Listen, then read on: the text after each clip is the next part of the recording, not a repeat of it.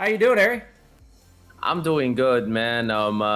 It was I'm very excited for this session. But first of all, how are you, man? I mean, things. The news within the past like 48, 72 hours. You know, I mean, sometimes how are you fly things? 8 hours and they just say you're not welcome here, and then you wait there for 8 hours, and then you fly 8 hours back, man. What the hell, That's just man? sometimes how it goes. What can you do?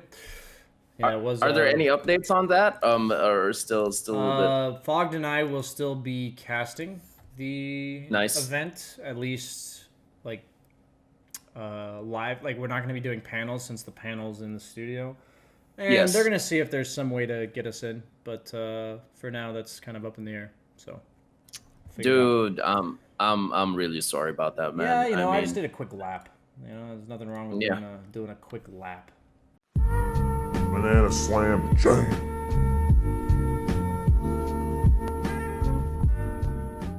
I am so excited for this. I have played more than 10 games of Carry. Okay. I Don't tell me you're converting to the dark side now. telling you, man. First of all, thank you so much, Gamecaster, for giving us these sessions, for making this possible. Thank you very much for supporting this series. We have 4 2-hour episodes to look forward to every week. So this is on episode 2. And this is a Carry series, thanks to Mr. BSJ and Coach. I cannot believe the impact of playing Carry has done for me as a support. Like Yep, that was the it's point of this whole lesson. But continue. like holy crap. Like I've understood better the concept of timings, especially for carries. Okay. With PA is like useless without BKB and like damage. Like she literally farms like the first like what 20 minutes, 18, 20 minutes. Pretty But much. I played a bunch of lobby games. I remember winning a ranked game, but I got carried. But this I had to put it on YouTube because it was a lobby game. But this game was actually the first PA game. Yeah, sorry, it was the first PA game that I won, and Okay. this was I got 660 something GPM, Okay. which was pretty good for like a support, like a 5. Apparently, I was asking chat, is that good? I'm like, yeah, it's pretty good. Your highest net worth. So I'm just like, yay, thank you. Man, just getting Battle Fury was so hard at the right time. Like usually like teammates of mine get it at 12 minutes or like maybe earlier, or rarely earlier, but 12 is like a earliest I remember. But man, map awareness. I've also did the things that you asked me to by who do I play around after the 7 to 8 minute mark. It has helped my support. I got some juicy rotations for you with Okay. the next 2 replays with the IDs that I've sent over. Coach, I'm so hyped for this freaking episode, man. Like I have won 10 of my last games, like since I played. You've won All 10 in 10. a I row. won 10 straight. Yeah, 10 Wow. games in a row as a support. And I'm 10-1 since 2 weeks ago. And it really has helped. My last hits are better. I was just Yeah. like, gold, gold, Yeah, it turns gold. out if you're stuck getting like 300 of them a game, you have to learn how to do You it gotta better. get him. You gotta get him. And as a support as well, when I was playing carry, I was like, at certain times in the laning stage, bro, you're sapping my XP. Can you leave my lane, please? Like really quick. I You was can just feel like, when he's not helping you, right? I'm just like, You can be like, this guy ain't doing shit. Like, yeah, and was like, and and I've experienced what a salve does. I was just like, this salve is amazing. I can keep farming, and I can keep farming with this salve. Holy crap! And then at certain times, I'm just like, where's my salve, dude? I'm gonna die, bro. Where's my freaking salve? I'm like freaking carry. It's been so helpful. I wish I did this sooner. But honestly, it's really impacted my game. And I understood timings of enemies as well because I played carry. I'm just like, there was this one game, this I think second game, we were against a Drow and an anti-mage, and I'm just like, oh, totally know their timings. They have to farm first for the first like 15 minutes of the game. So we totally were aggressive and kept pushing and choked them out and basically won the game. I got some juicy rotations for that as well, coach. But all in all, I am loving this direction for training, and I'm really feeling it with my game. Yeah, the goal that I want to highlight for everyone that maybe didn't watch the last episode or didn't watch the whole thing, or just a refresher, is that I feel like a lot of carry, the problem that you miss is the bigger picture of the game. Like, it's hard to see. There's like a lot of things you can do as a carry that like you're farming, but you're not really helping your team at all. So your team's basically playing without you while you're getting items. And so if you were to play other roles, such as offlane or support, that can help you understand the bigger picture, which will actually make you a better carry player. But it also works the other way, where a job of supports, and also like an offlaner, their job is to enable the carry to carry them. Like their job is to do things in the game that allow the carry to have the best like setup in order to carry them. And I think it's very difficult to understand how to do either one properly, having absolutely no idea how to play the other. So I don't think like the goal of this was not to like make you a carry player. The goal of this is not to convince all support players to be carries or carry players to be supports. The goal is that I think if you have 1/5 of your games as carry when you're a support player, or vice versa, it can be very helpful. I think it just makes you a better player. It makes your map awareness, all the facets of the game that what people don't seem to understand, and I definitely did not understand for a very long time, was that there are facets that are really of the game that are very important to learn to play support. Yeah. But they apply to carries. They're just not as important. So like say these concepts only make up like 10 to 20% of what it takes to be a good carry player. For carries who only play carry, they usually don't get any of it. Like it's not something you're really ever going to learn playing carry. And it's not like your fault because you're bad or something. It's like you don't understand what it means to not be pressuring the opponent as a carry. Like your farming is like AFK. You don't understand that unless you're the support that's watching your carry hit the ancients and you just have nothing to do. Like you're just like, guys, I got nothing. And then as a support, you also don't know when you're being useless to a carry. If you don't know what it's like to be that carry and say, I don't need help. Like I can just tell, like as a carry, when you play, you can be like, we can't kill this guy. Like the way I look at it, I'm like, we can't kill this guy. I'm not going to die, so I don't really need help. So like my support just doesn't do anything here. And it's like, as a support, that's really hard to understand if you don't play carry. So like if you don't know how to play carry. So that's the goal of this, guys. We're not transitioning area. I know it's a long explanation, but we're not transitioning area to carry. We're just teaching him to be a better support by learning how to play carry. And it's even better for you low MMR players because with this whole role queue system, you are forced to play other roles than just one. Yes. You know, even as a support, you'll have to queue 4 or whatever. You know, you have to queue something other than just the one position.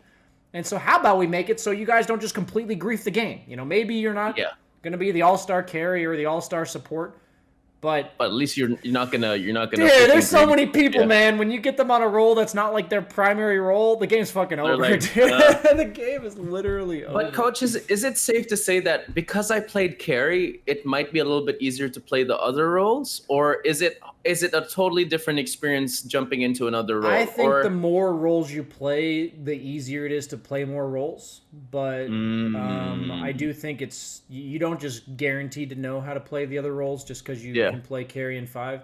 It's like from playing carry, I learned a lot about offlaners because I know like what offlaners did to me to make the game hard. Yeah. I learned a lot about fours because usually they're the guys ganking me, so I know like them showing on map or stuff like that. That's really annoying for me to deal with. The one role that I think doesn't translate at all is mid. Like I just dude, that's a whole different. You're kind of on your own little island there. A lot of that's like the lane matchups. A lot of that you're is like everything. Yeah, you're like a roamer. You're everything. You're like I feel like mids have the worst concept of all the other 4 roles, and I feel like the other 4 roles have the worst concept of mid. I'd say probably the role that's like closest to mid is 4 because you're both like playmakers. You usually play around each other a lot. 4, So. It's like a carry 4. Exactly. You're a 4. It's like a carry 4. But I remember. I'm so glad you highlighted that this is me getting to play better as a support because honestly, for the first 2-3 games, I was so stressed because my mindset was like, I have to be a good carry player. And Yeah. I was griefing myself, and honestly, I'm sure the streams felt it, that I was so stressed and insecure about doing a good job as a carry. And I totally, it was horrible. But when I shifted perspective, listen, Ari, you've never played carry. You're doing this so you can be a better support. When I shifted to that perspective, you're here to learn from playing this, not to actually be a carry, dude. And then the experience became so much better after that. I'm just like, all right, back to learning. You're not here to play carry. And it totally helped once I shifted that perspective. The But thing that you learn a carry's lot from intimidating. playing carry, I think, is that the carry usually decides like the state of the game, like what team's ahead, Yeah. what team's behind, all that kind of stuff. The timings, which team is stronger, which team is weaker, Yeah. all that kind of stuff. What objectives can be taken. Usually Yeah. that's determined at least past like 15, 20 minutes by the carry. I went So straight you learn ancient. a lot about that. I went straight ancient with this game because I was just like, the Aegis is running out. Three of them are dead, and then I was just like, I can go straight ancient. I don't have to go get the other things, and it was Nice. like, it was so great to be able to influence that decision, and it won us the game. And I was just like, Coach, I'm sorry, my camera's on this with the YouTube. You can mute it if you'd like. It's just that I know there's a way to share lobby games. I just I haven't figured Do it you out. want me to watch the one from the YouTube link first? That is the carry game. And the rest, yeah, I would say that would be like the least. Okay. That could be the first one very quickly. Just I don't know if I can show you this. Let me get this up for everyone else. I have to. So the build. I'll mute it so I don't hear you. Give me a second. Sure. I wasn't prepared for this. It's all good. I'm sorry, Coach. Yeah. Let me add. It could be the YouTube ad. Oh yeah. No, yeah, it's easier for me to just probably add a display capture. Yeah. It's true. Hello, chat. Good midnight. Oh, it's midnight there, right? Good morning. Display one. I named it Carrie Neeman. I was just like, I was feeling myself, Coach. Carrie Neeman. I'm like, Eric, call yourself Carrie Neeman. I'll only name myself Carrie Neeman if I've actually won a game of Carrie. And I'm just wait, like, why this is it so is a game. small? Jesus, 1 second. Okay, I'm listening. I'm just like, I'm trying to figure No worries, out no the worries. setting. I'm more chatting with chat. I'm just chatting with chat. But yeah, chat, Carrie Neeman. Are y'all ready for Carrie Neeman? Yep, here it comes. Get ready to get some 18 minute Battle Fury. I was so happy when I got my Battle Fury at 18 minutes. Can I just say, I was just like, because I was getting Battle Fury at like, what, 20 minutes? It was horrible. But I think I got Battle Fury at 15, 16 minutes. Okay, let's check this out. We're going to see double Airy, but that's fine. Yeah, I'm sorry for that. Yeah, the only way I could do it is like clip it from the stream. Oh, yeah. I will. I got the Arcana. I think the reason I won is because of the Arcana. Like, it was just like, I got it. Dude, I it think feels it very really good to boosts. have expensive cosmetics. Yes, it really worked out. I'm just like, totally, for anyone who's like wondering if you're stuck in a rut, just buy the Arcana, you're gonna win. Like, literally, that's what happened. So for the record, if you have mag, you're probably not supposed to go Battle Fury, but honestly, at the end of the day, it's like I whatever. totally understood, but I still wanted to follow your thing. Yeah, but I it think did it's help good for me get. you to just stick to the plan. I just followed your because I didn't realize, oh, that's what Empower does. It gives you Battle Fury. I'm like, oh, cool. Look at this crazy ass lane equilibrium we're keeping here. So, okay, let's rewind a bit and I'll talk about it. So, as carry, by the way, I'm going to emphasize to all support players that if you understand creep equilibrium and exactly what it means in the lane, it makes you so much better to lane with because it matters just as much to the support as it does to the carry. It's just the difference is the support isn't constantly hitting creeps, but they should have the same knowledge about it that the carry has. I would say the only supports I confidently say have this knowledge are like tier 1 to tier 2 Dota players, like tier 1 pros. I'm ready to hear this. Okay. Like they are very good at this. So what I mean by lane equilibrium, Ari, is that obviously as a carry, the closer to your tower you are, the safer the lane is. Yes. You have the tower aura, which gives you armor and HP regen. You have the less chase distance for the opponent, so it's like safer for you right there. And the farther the lane goes up, the farther they can chase you, the closer it gets to their tower, so the less you can chase them. Just in general, the further the lane back is, almost always the better for you. Okay. So the emphasis of that is that every action you do should be geared towards keeping it that way. So the only exception to this is that when you hit the opponent, like you just literally hit them with your auto attacks, the creeps are going to hit you back, right? The enemy creeps are going to aggro you. And what happens is if the enemy creeps aggro you, that means they're not hitting your creeps, which means the lane gets pushed. Okay? Yes. So what I'm trying to tell people is the only exception to like keeping the lane equilibrium is when you have to actually hit the opponent. Otherwise, you just lose the lane. Like you have to like hit them with your attacks. In that case, it's not worth like never hitting them for the sake of keeping the lane where it is. So what I'm emphasizing to you now is if you watch your lane equilibrium here, you do a good job of instantly denying. This is very good. But I want you to monitor to yourself exactly what the lane is doing. And basically you need to take the health of all of your creeps, theoretically in your head, add it up, and then compare it to the opponent creeps. Make sure we're at the same level. Yeah, and you actually want it slightly pushing into you, ideally, because you want your creeps to have slightly less. Because of exactly what I said, what happens when you hit them, right? Yes. Because if you have it slightly pushing into you, then you can choose to hit the opponent, which will push the wave, but instead of actually pushing it, it'll just put it back to normal. I understand this. Yes. So right here is a perfect example where as a carry maintaining lane equilibrium, the most important concept is that range creeps do way more damage than melee creeps. Range creeps hit for 35, melee creeps hit for 21. So with that in mind, the range creeps have less armor, less health, and do way more damage. So they are like the primary determining factor of what pushes the lane. Like a bad pushed lane is one where the range creeps stack up. So this is an example where I'm going to rewind real quick.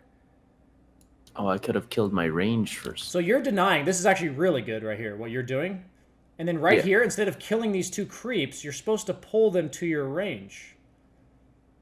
Like, notice how you're attacking these two creeps, right? So something that happens is the emphasis that you need from these two creeps is that they attack your range so that it gets below half and then you can kill it, right?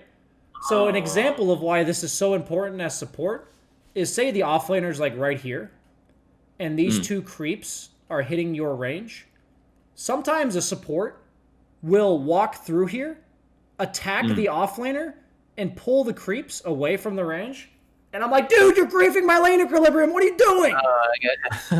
And this is something that, like, what they have to wait until my range creep is below half in order to do that. Like, in order to make that a good aggressive play. Because the second that you do that, you can just turn around at any point and go kill your own range creep, right? But what happens if you think about it, if you push in the lane to the opponent, you're not strong enough to dive them level 1. You're not strong enough to, like, bully them or anything like that. So what happens is if they see the lane pushing, they can just sit back and wait for it to get to their tower, and then they're going to get a lot of experience. Free farm, yeah. But if you keep the lane here, and the tiny's just getting hit by an ogre up here, it's like, you know, free farm for you, the guy's not getting anything, and it's not going to get any better. So the whole point of lane equilibrium is to make it so that 20 seconds from now, the lane looks exactly how you want it to look. And then 20 seconds later, you want to have it so 20 seconds after that, it's going to look exactly how you want it to look. So this is a skill that's so important for supports because usually you're not the one maintaining the lane equilibrium, but you are the one that can easily ruin it if you... I'm already thinking of so many instances where I've actually ruined it now that you tell and me. it's so important for you. I have aggroed those creeps the worst way. So what's going to happen here is that you get your range creep denied, And so as a carry, you need to see this. Every time the creep waves meet, you need to say, what happened here? So what happened here was your range creep lived longer than theirs, and your range creep did about half the health of this creep here. Yes. Right? So what happens is, you need to tell yourself, every action I do right now needs to pull this lane back ASAP. Like, so I gotta deny.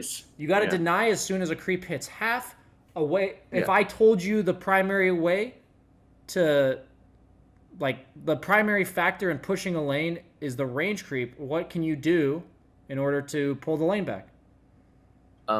Aggro and pull it over to the range creep. Absolutely. Right? That is exactly what you should do right now. Yeah. And notice how your ogre is once again griefing you because you want to pull these creeps to here, and you can't because ogre is aggroing them away. Like, notice how he aggroed the creeps up here? Yes. So when the lane is slightly pushing, you want to aggro the creeps to your range and then go be aggressive. Because the range creep will be dying, and the tiny wants to be in creep, or like, he wants to be in creep experience range of that creep. So what you're basically saying is, hey, if you don't stay close enough, you're not going to get experience for this creep. So we're going to run at you and try to force you away. And in the meantime, I also made it so the lane's not going to push. Right? It's so useful to know this as a support. So as a support, notice how it doesn't seem like much, but Ogre has already done two things that made it much harder for you to maintain lane equilibrium. Yes. So the beauty of it is, also as a carry, is that if you keep the lane slightly pushed into you at all times, anytime your support does this, like I said, it'll put it back to the lane being normal rather than the lane pushing, right? Yes. It goes not only for your own mistakes or your own aggression, but it also goes for your support's aggression and mistakes, right? So useful to know this. So useful. So you can mess up your carry's game like first literally 1 minute of the game. Yes, if you absolutely. Oh my. So the other option here, so your choices here is to keep the lane exactly where it is, or to do what you're doing where you pushed it, like you were auto attacking the creeps. Yeah. And then your support can pull like he's doing here. Do right? the big pull, yeah. So this is something that usually requires some semblance of a communication. It's like, it's bad if you're keeping it back and nothing's happening, but it's also bad if you push it and the support is just not pulling. Like if you push the lane here and the support didn't pull, that'd be very bad. So this is a situation where at high MMRs, if both people know how to play their roles, then if the carry's pushing the wave, the support will automatically go pull it. Because you know, based on the lane equilibrium, that the carry doesn't want it there. So it's like, oh, I'll go pull now. Because as a support, I know I can do that to help fix the lane equilibrium. Or the support can say, can you push the lane a bit? Just so I can absolutely. So if you see the lane slightly pushing, you have two choices. You guys can deny it back, or you can push it more and try to pull. And so, like, as a support, you can absolutely make that call. Dubu says that kind of shit all the time. He says, like, yeah, go push the wave. I'm going to pull. I'm going to go pull the big camp. Right? So that level, the cool thing is, once both people kind of understand this, dude, the lane is just so easy. Like, in terms of, like, there's so often where I just want my support to have some semblance of understanding of, like, the lane equilibrium. I actually can't tell you how many rank 1000 Immortal players, they're probably cores, meaning like they're probably core players that got stuck playing support because they're in a really high-ranked game. How many of them don't understand that in this situation they're supposed to pull? Like, you'd be amazed how many of them, there's like 30 to 40% of them don't understand it. So it's like... That's crazy. And it's like, as a core player, it's actually super important to know that you can pull here, because sometimes it's your job to pull. Like, there are some lanes where the opponent's really scary as a carry, and I can't actually walk up to the creep wave because I just lost like 400 health or something. One guy has to occupy the lane like you are, and one guy has to pull. But your hero is actually too low health to actually occupy the lane. So in those cases, it's the carry's job to pull.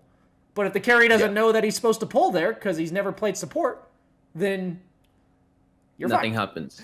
Yeah, like, you're in limbo. You're like, oh, I'm going to wait. So I'm trying to give so many examples I can to everyone watching exactly why it's so important to understand both sides of this coin, because both sides are super important to, like, making sure the lane goes smooth. Hey, I did the pull. I did the aggro pull. Yeah, you did. The fact that you knew to pull your range at all is like pretty impressive. I watched your jug game before your carry 4K jug game. I was just like, I will tell you from what I'm watching that with a little refinement, your laning aggro and creep equilibrium understanding is like way higher than 2K. Like way higher. Really? Way higher. So this is a simple example, another one that we're going to get to. I'm going to rewind here. Could I have pulled that way past my tower? So there's two options. One of them is to pull past your tower. That's usually the option you take if you have to, meaning that this other option is not available. So what's going to happen here, I can't show it to you because it's not a replay. The creeps separated, okay? Like you have 3 enemy creeps here, and look at your creeps up here. So the creep waves separated. So you actually have 2 choices when this type of thing happens. One, you can drag these 3 creeps all the way to here, because I want you to think that the next creep wave is going to die, like their next creep wave is going to die to these. Yeah. Right? So if you don't do that, then you're going to be out of experience range for the next round. For the entire wave, right? Yeah, you're right. So that's one option. And I want to be clear to you, Ari. The number of allied creeps that are up here, meaning 1 through 4, determines your decision as well. Because if it's only 1 or 2 of your allied creeps, it's probably not going to kill any creeps, right? So in that case, your goal needs to be to mirror whatever's happening up here. So if they had if you had 2 of your own creeps chasing this tiny, those 2 creeps are going to meet the enemy creep wave, like right outside of tower range. Okay? And that's going to make it so that if you have no creeps here, like imagine these 3 creeps are gone. Yeah. Their creeps are going to get stalled and be stuck like up here. And your creep wave is going to keep walking. And then they're going to meet like right up here. Oh, okay. So it's like somewhat of like an indirect pull on their end. So what happens here is whatever's happening over here, this applies to all carry players, by the way. You need to match it exactly. So if Tiny lets these 4 creeps go into his tower, sure, go ahead. Let it push into your tower. If Tiny holds them right outside of tower range so that it doesn't push into him, or push away, I mean, then you need to do the exact same thing. So what I don't want is for you to drag these creeps like you did underneath your own tower. Drag it towards my... okay. So you can just hold them up here. You can literally just hold the creeps. Like you can walk around in circles until your creep wave gets here. And what ends up happening is notice where the creep wave goes. Yes. Yeah, it totally went toward... Notice this? I right? See what happens afterwards? I should have held it out. Yeah, I should have held it out. Just took... Go ahead. Just tank a bit of damage. Oh, he got me here. Ooh, the thing is, you're a melee hero with like decent armor, and like as long as you're walking around, the melee creeps aren't hitting you that much. Like you're just walking around in circles. Yeah. The only creep that's really hitting you is the range. You can just use a tango, and you're not going to really take any damage. And I just want you to get in the habit of noticing that almost every bad engagement for you is going to happen towards their tower. Yeah. Notice how like Tiny threatened you only because he tossed you into his own tower. It's like absolutely that wouldn't be a good play by him if it wasn't near his tower. So because then we'd kill him. People were saying, like if people ask how do you decide whether or not to drag the 3 creeps you had towards their tower and meet there, that's the ideal play because you're not going to miss any creeps, right? But you don't want to do that if Tiny can just like toss you into his own tower. Like that's not good. So it was either doing that or just holding them right above my tower range. Exactly. Those are the 2 options you got. Because that's what's going on in his side, and I need to equate it. Exactly, right? So what you did push the wave, what he did not push the wave, so that means the wave. So now he gets the creeps. Yes. Because he gets the creeps, got it. So these are things that, like, when I say with a bit of refinement, you'll get it. This is something, I'm telling you right now, Ari. Yeah. It was a different time in Dota. Time in Dota. I probably did not pull a camp like that before I was like 7,500 MMR. I'm not kidding you. It was a different day in Dota. Back then, people were way worse than they are now, and there's a lot more like content out there for people to learn from. But that is a perfect example that a lot of carry players will do incorrectly if they have never played support. That is a perfect example of what you should be able to do as a carry because you play support. That is exactly what you're supposed to do. You're a useless piece of shit, right? Look at at that moment. Look at your health and mana. Yes. You're a useless piece of shit, and you went and pulled. Yep. Is that not a lesson you learned from playing support? Yeah, because I played support. I'm just like, all right, my ogre's there, so I'll be support for this meantime. What's the only thing you did wrong here? What do you think you did wrong here? Look at this wave. What's this wave going to look like 20 seconds from now, 10 seconds from now? It's gonna push towards him. Towards him? Oh, wait. What's this wave is going to look? Oh, what's the wrong thing I did here? Oh, it's going to go towards me because I pulled. Yeah. Okay. So if you walk up right now, do you need to be here? I guess my question would be, are any of his creeps, like enemy creeps, going to die right now? Like, are any of these red creeps going to die right now? Nope. So what should you be doing for this 10 seconds? Farming the camp I pulled. Yeah, dude! Oh. So here's the deal. When you pull that camp, and you look over here, and you see that like 2 or 3 enemy creeps are going to die, that's when you walk back to lane. But if you look over here and you see that none of these creeps are going to die, you can be like, damn, I can get the small camp and the creep wave. I was brain dead carry mode. I'm like, back to being carry. Yeah, that's the thing, though, right? Is you got the first step down. So honestly, the first step's the hard part, I would say. Yeah. The second step is, like, once you pull the creep wave, to look at the creeps. This is something a support should do as well. Because I've talked to support players where, say the support takes their time killing the camp right now. Yep. Like, say they're waiting until the creeps die, like low health, they're going to last hit them, they're maybe even trying to deny. What's the threat of these 5 creeps right here? Like, what could they be? What could the threat be of these 5 creeps? Can you ask that again, Coach? Okay. I think I have to just lay it out because it's a really weird, abstract question. Please. Basically, I realized it after I said it. I just can't make a question out of this. If the support takes too long and there's a bunch of enemy creeps like this, there's a potential that you can get dove underneath your tower as a carry player. Oh. So in lanes like this, as a support, it's super important to understand what's going on here because it actually tells you how fast you're supposed to kill the creeps at the camp itself, right? So it's like, if you don't need to rush because PA is not a hero that gets dove very easily, then you can take your sweet time getting all the denies while you're pulling, getting all the last hits while you're pulling. But if you see this and you're like, even you're a carry, what if this creep right here was the last creep alive right here? Like, say this one's already dead, this one's already dead, and you are over there pulling as a carry. You'd be like, oh shit, these creeps are going to be at my tower 5 seconds from now. Gotta hit the shit out of this camp, hurry. Yeah. Like, hurry, I want to get these creeps and those creeps. So, like, what's happening here tells you exactly how long you're supposed to farm the pull for. That's the emphasis, right? What's up? Got it.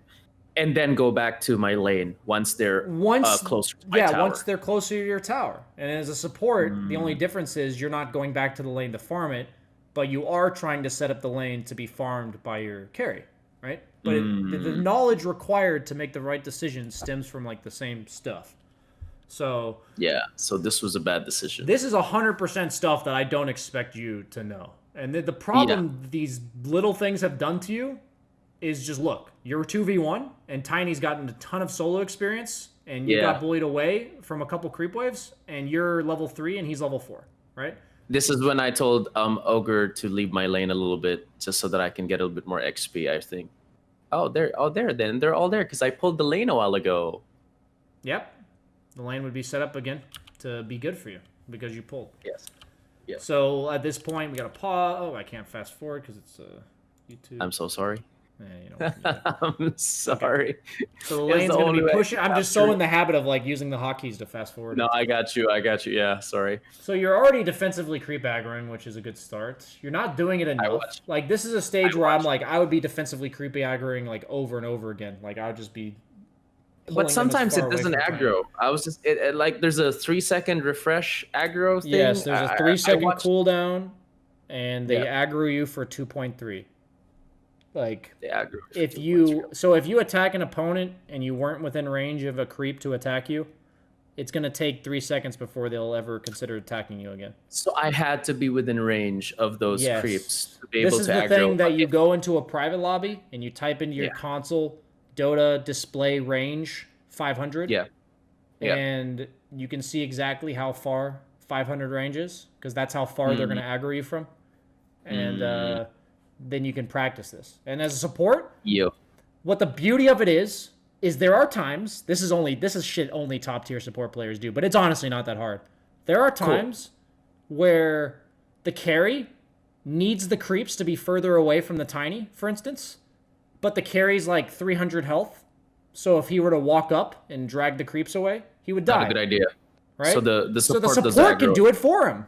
The support can just drag the creeps. I'm telling you, man, the best supports in the world, when I play with them, that's what they do. Like, they do the creep aggro that I need them to do. They do the lane equilibrium management shit that they need to do. Like, it literally feels like they're an extension of my hero. Like, they're just making my hero's job be done easier because I've got 2 heroes. I'm doing that. I'm gonna try that tonight. Yeah, it's so, like, it makes the game so easy to carry when you play with. I think supports have gotten so good nowadays that's why a lot of them can be high MMR, because they actually make it so easy to carry them. Because they nice. Okay. So. Okay. All right. Oh, this is the I should have held it a little bit. No, in this case, because your support's pulling, you can let it be outside of your tower. Nice. Oh, he was oh. See, you're so much less map aware as a carry as well. I notice. I'm just like, I'm focused on, man. 100%. I'm just like focused on farming. I'm just like, I noticed my general map awareness increased a lot when I played offlane. I think as a carry, you lack map awareness a lot if you only play carry. I think it's hard to have a well-rounded because offlane is somewhat like a tougher support, right? Yeah, offlane is like a bit more farm heavy, but of a support. You are very similar to a support. You have time to like check the map. It's your job to like know what's going on like in the map. Like a beefier 4. I'm like, I got you. I'll mess you guys up. Absolutely. That's fun. So I'm never going to be too concerned when you die and stuff. I think I just want you to know, like, something to learn is an item you can potentially throw into your inventory would be raindrops. Like an adjustment to be made to your items. A small adjustment would be if there's some nuking I was just following exactly what. Yeah, but what I'm saying is telling me. Okay, go ahead. Sorry, go ahead. Oh no! Some people were telling me like corrosion, go corrosion first, but I was just like, I'll just follow exactly. But raindrops because of the tiny damage, I totally understand. Yeah, raindrops is like I don't want to die to that. That was definitely it. Yep. So the thing about go ahead. For sure. I'll go. Sorry, coach. Keep going. I was gonna say the thing about playing carry is you learn these matchups that you can't occupy the lane anymore. So what you were supposed to learn from this experience is that you should not go back bottom. Like, you're done. If you go into lane and you feel like what happened to you was unavoidable, then you just leave. That is what I did here. Technically, it should have been after the first one. But but like, I don't expect you to have like some immense knowledge of carry matchups, right? And what I learned as well is hitting like farm when farming. I'm just like, if you A stop A or like you attack move, you farm slightly faster. You do, yes, you do. And I didn't know that. I'm just like some wait. I was like waiting there. I'm like auto attack. I'm just gonna wait. I'm like, oh wait, but if I A stack A, I'm just like, oh okay. A attack move, then it's slightly faster, but still a lot to learn, of course, naturally. Watching you farm these ancients without empower is pretty funny. You're definitely not supposed to be farming ancients this early. I would say the only way to learn this is to literally spend your time farming ancients like this and seeing how long it takes you.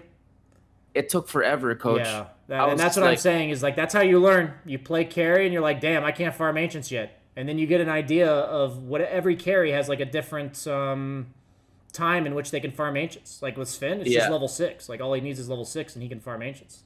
But so me, I needed either Battle Fury or did I need? You need Mag and Power or like probably Orb of Corrosion plus your claim. Like you need a couple damage components.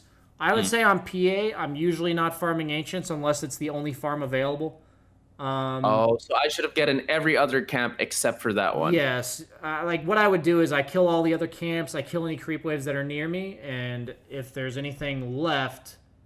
If there's nothing left, excuse me, I go farm ancients.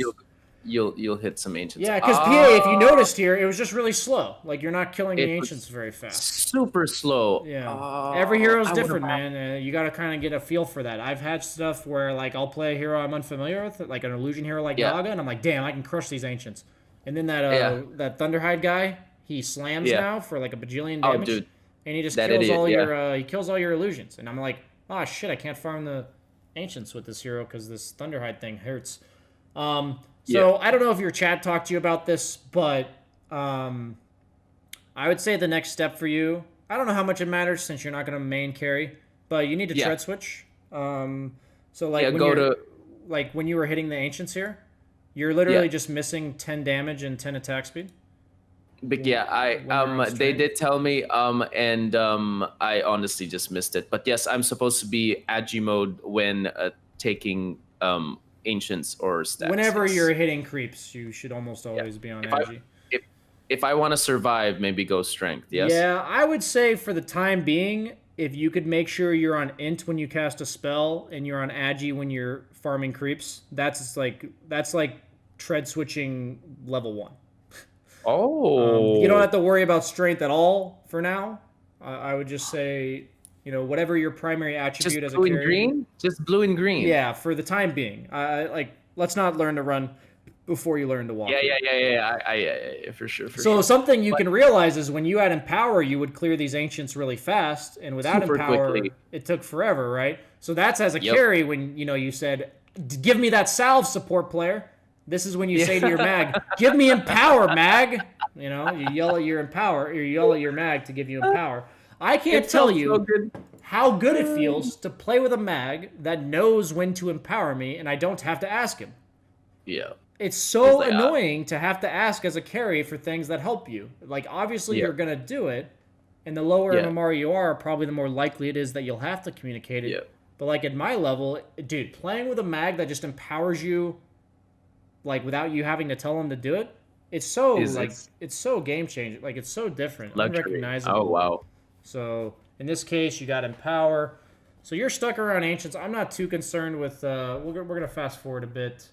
Yeah. You are trying to defend your tower a bit. Not bad. A little bit. This is a situation where hopefully you realize you're not very useful. So if you're defending the tower, it's usually not to fight them. It's just to actually defend the tower. Yes. So like with PA, we kind of talked about her D push isn't very good. Pretty much all you can do is like dagger the creeps and pull them away. Yes. Pretty much all you can do. So in that case... The reason why I was kind of okay with you farming there was you had already killed all the creeps. There was like nothing else for you to hit. So you like showed up to that mid-fight briefly to try to stop the push, but then you went back to farming. Go ahead. Yes. Oh no, thank God I didn't die. Yeah, that would have been awkward. Yes. Okay, so you're gonna... Then I go for the Ancients because I got DD. Now, this one farms a lot faster. Obviously, you have a DD, but you also have Empower, so much easier to farm Ancients here. I was just like, oh, yummy. Yeah, dude, this feels good, man. Suddenly you're level 10. Yeah. I was just like, oof. And it felt so good to kill that witch doctor who was out of position. I was just like, oh, this is me. Yeah, this is usually me dying. Out of position support, you 5, you idiot. Yeah, I'm right here, bro. I was just like, I'm like, don't do this, Ari. And there's a PA farming, just don't go close to that dude. Holy shit, you flew yourself a clarity, you swapped your items in your inventory. Use the clarity. Yes. Use it. Swap them back. I did. Okay, it's pretty good. You'll get it. That's I was just proud of you, and it's fine if you're not doing it perfectly yet. It felt good. Oh, items sit in the backpack. Hurry! What? I'm saying your items are in your backpack. Yeah, trust me. There's a few moments of that, but yeah, it's just trying to. And I realized the carry gets the neutrals for everyone. Yeah, you have to get real good at the whole right click put into stash. Yeah, I'm just like, so that's why we have neutrals. It was the carry who did that. Because I just thought they just magically showed up there. I'm just like, the carry gets the neutrals for everyone. They said GG because I got my Battle Fury like below 10 minutes. They were kind of like being funny. Eric got his Battle Fury before 20 minutes. GG. Well, it was GG. But yeah, it was one thing here. Chat was telling me, it was like they were actually taking racks later in the game, and the fact that I didn't join that fight and just farm top said that's what won you the game, because I didn't join that fight. I continued to push top, even if they were taking racks, because I knew that there's really not much I could do. Oh, you gotta kill it? Oh my god, you left it alive, Ari. I did. I'm sorry. So it's stacked and everything, but I'm just like, oh, lane thing. Oh, they got me here. Oh, yep, they kill me here. Do they kill me here? Yeah, they do. They do. Oh, but I still killed one. I'm like, I'm taking you with me. So this is the story of carrying, my friend. Let's show you real quick. Basically, what you have to learn is how far up in the lane you're allowed to walk. Every lane you go to, you say based on what I see on the map, based on how strong I am as a hero, you're gonna be farming jungle. And then based on where you're farming jungle, there's going to be a lane nearby. Like in this case, you're farming between top and mid. So you went to mid. And right here is a lesson you learn. I'm allowed to go to right here. Yeah, that's about it. And, that's about it. That's how you learn carry, right? You learn how far up you're allowed to play. You have to identify, oh, I died because these two heroes do enough damage. Would it have been enough if it were some other set of two heroes? These are all the types of things where you have to learn, like, this is the condition for what it takes to farm. And the cool part about learning that is as a support, you can communicate, like, PA, be careful, you know, so-and-so are missing. Or you can be... like a target. If the carry shows up on lane, everyone starts freaking... Dude, you are literally playing the game with a bullseye on your back, and their job is to kill you. And the cool thing is you can learn when you die. And so you can actually learn to recognize opponent mistakes and then punish them when you're this guy that's actually killing them rather than playing the carry role. We had a Jug who was constantly showing himself on lane, and he was, of course, the carry of that game, and he was playing very, very well. He was carrying his teammates. But because he showed up on lane so many times, we totally smoke ganked him, and we won the game. I'm just like, you're showing up on lane so many times. I'm like, he's right there. He's alone. Let's kill him. So this is what you're talking about where you didn't show up to the fight. Yeah, this is just an example where your team's dead. You definitely are not strong enough to fight. You forced a reaction back to your side of the opponent's side of the map. This is exactly what you're supposed to do. Heroes like Jug and maybe Wraith King can do this a bit earlier, like what you're doing where you force the Morphling to TP back. But PA usually doesn't start being able to do that until Battle Fury and maybe like another item. So you're seeing that there. Got our Deso. So like, I was so hyped. I was like, I got my Deso so early. I mean, again, for my standards. Of course. All it is comparing to your PB, man. Nice look. I was like totally to chat. Oh, yep. This is not when smart. What you will learn as a carry is a lot of people say, BSJ, when can I fight as a PA? Is it Battle Fury Deso? Do I need a BKB? And the answer is quite simple. If your Battle Fury Deso comes at 17 minutes into the game, then sure, you can fight with Battle Fury Deso. But when Battle Fury Deso comes at 24 minutes, that means the opponent has 7 more minutes worth of items than they would, before. So it's not only about learning what items allow you to fight, but like sometimes Battle Fury Deso's plenty because you're so far ahead that you're not going to die to a Blade Mail Legion, right? But in this case, you'll learn. This is the kind of stuff I don't expect you to know. And so when you're playing support, I can't tell you how often I'll get this Deso, and my supports say, "Go get him, guys! Let's smoke it up and fight." And I'm like, guys, what do you mean, guys? Like I'm like, what? That's what's going to happen to me if I go fight. That's so many times, right? That's so many times. So this is the kind of stuff I want you to learn from, right? I want you to see this not only when you're playing PA, but to also remember that, like, I don't know who called that smoke. Maybe it was you thinking you were strong. What if it was the ogre and you're like, and you look back and say, man, I wish that ogre hadn't told me to smoke. It could be anybody. But whoever called it misunderstood your ability to fight them. I needed that BKB. Yeah. And so the cool part about this is, supports may think they have no authority in the game or whatever. I guarantee you, if you tell your carry to go fight, he's much more likely to go fight than if you don't, right? So it's like, if you're the guy yelling at your carry, pinging him to fight, you're kind of ruining the game if your carry's not ready to fight yet, right? This So was such a good call by my teammates. They were just like, Ari, get out. They're going to kill you. And then I TP'd out. Because usually I would stay there like probably 30 seconds or a minute more, and then they would kill me.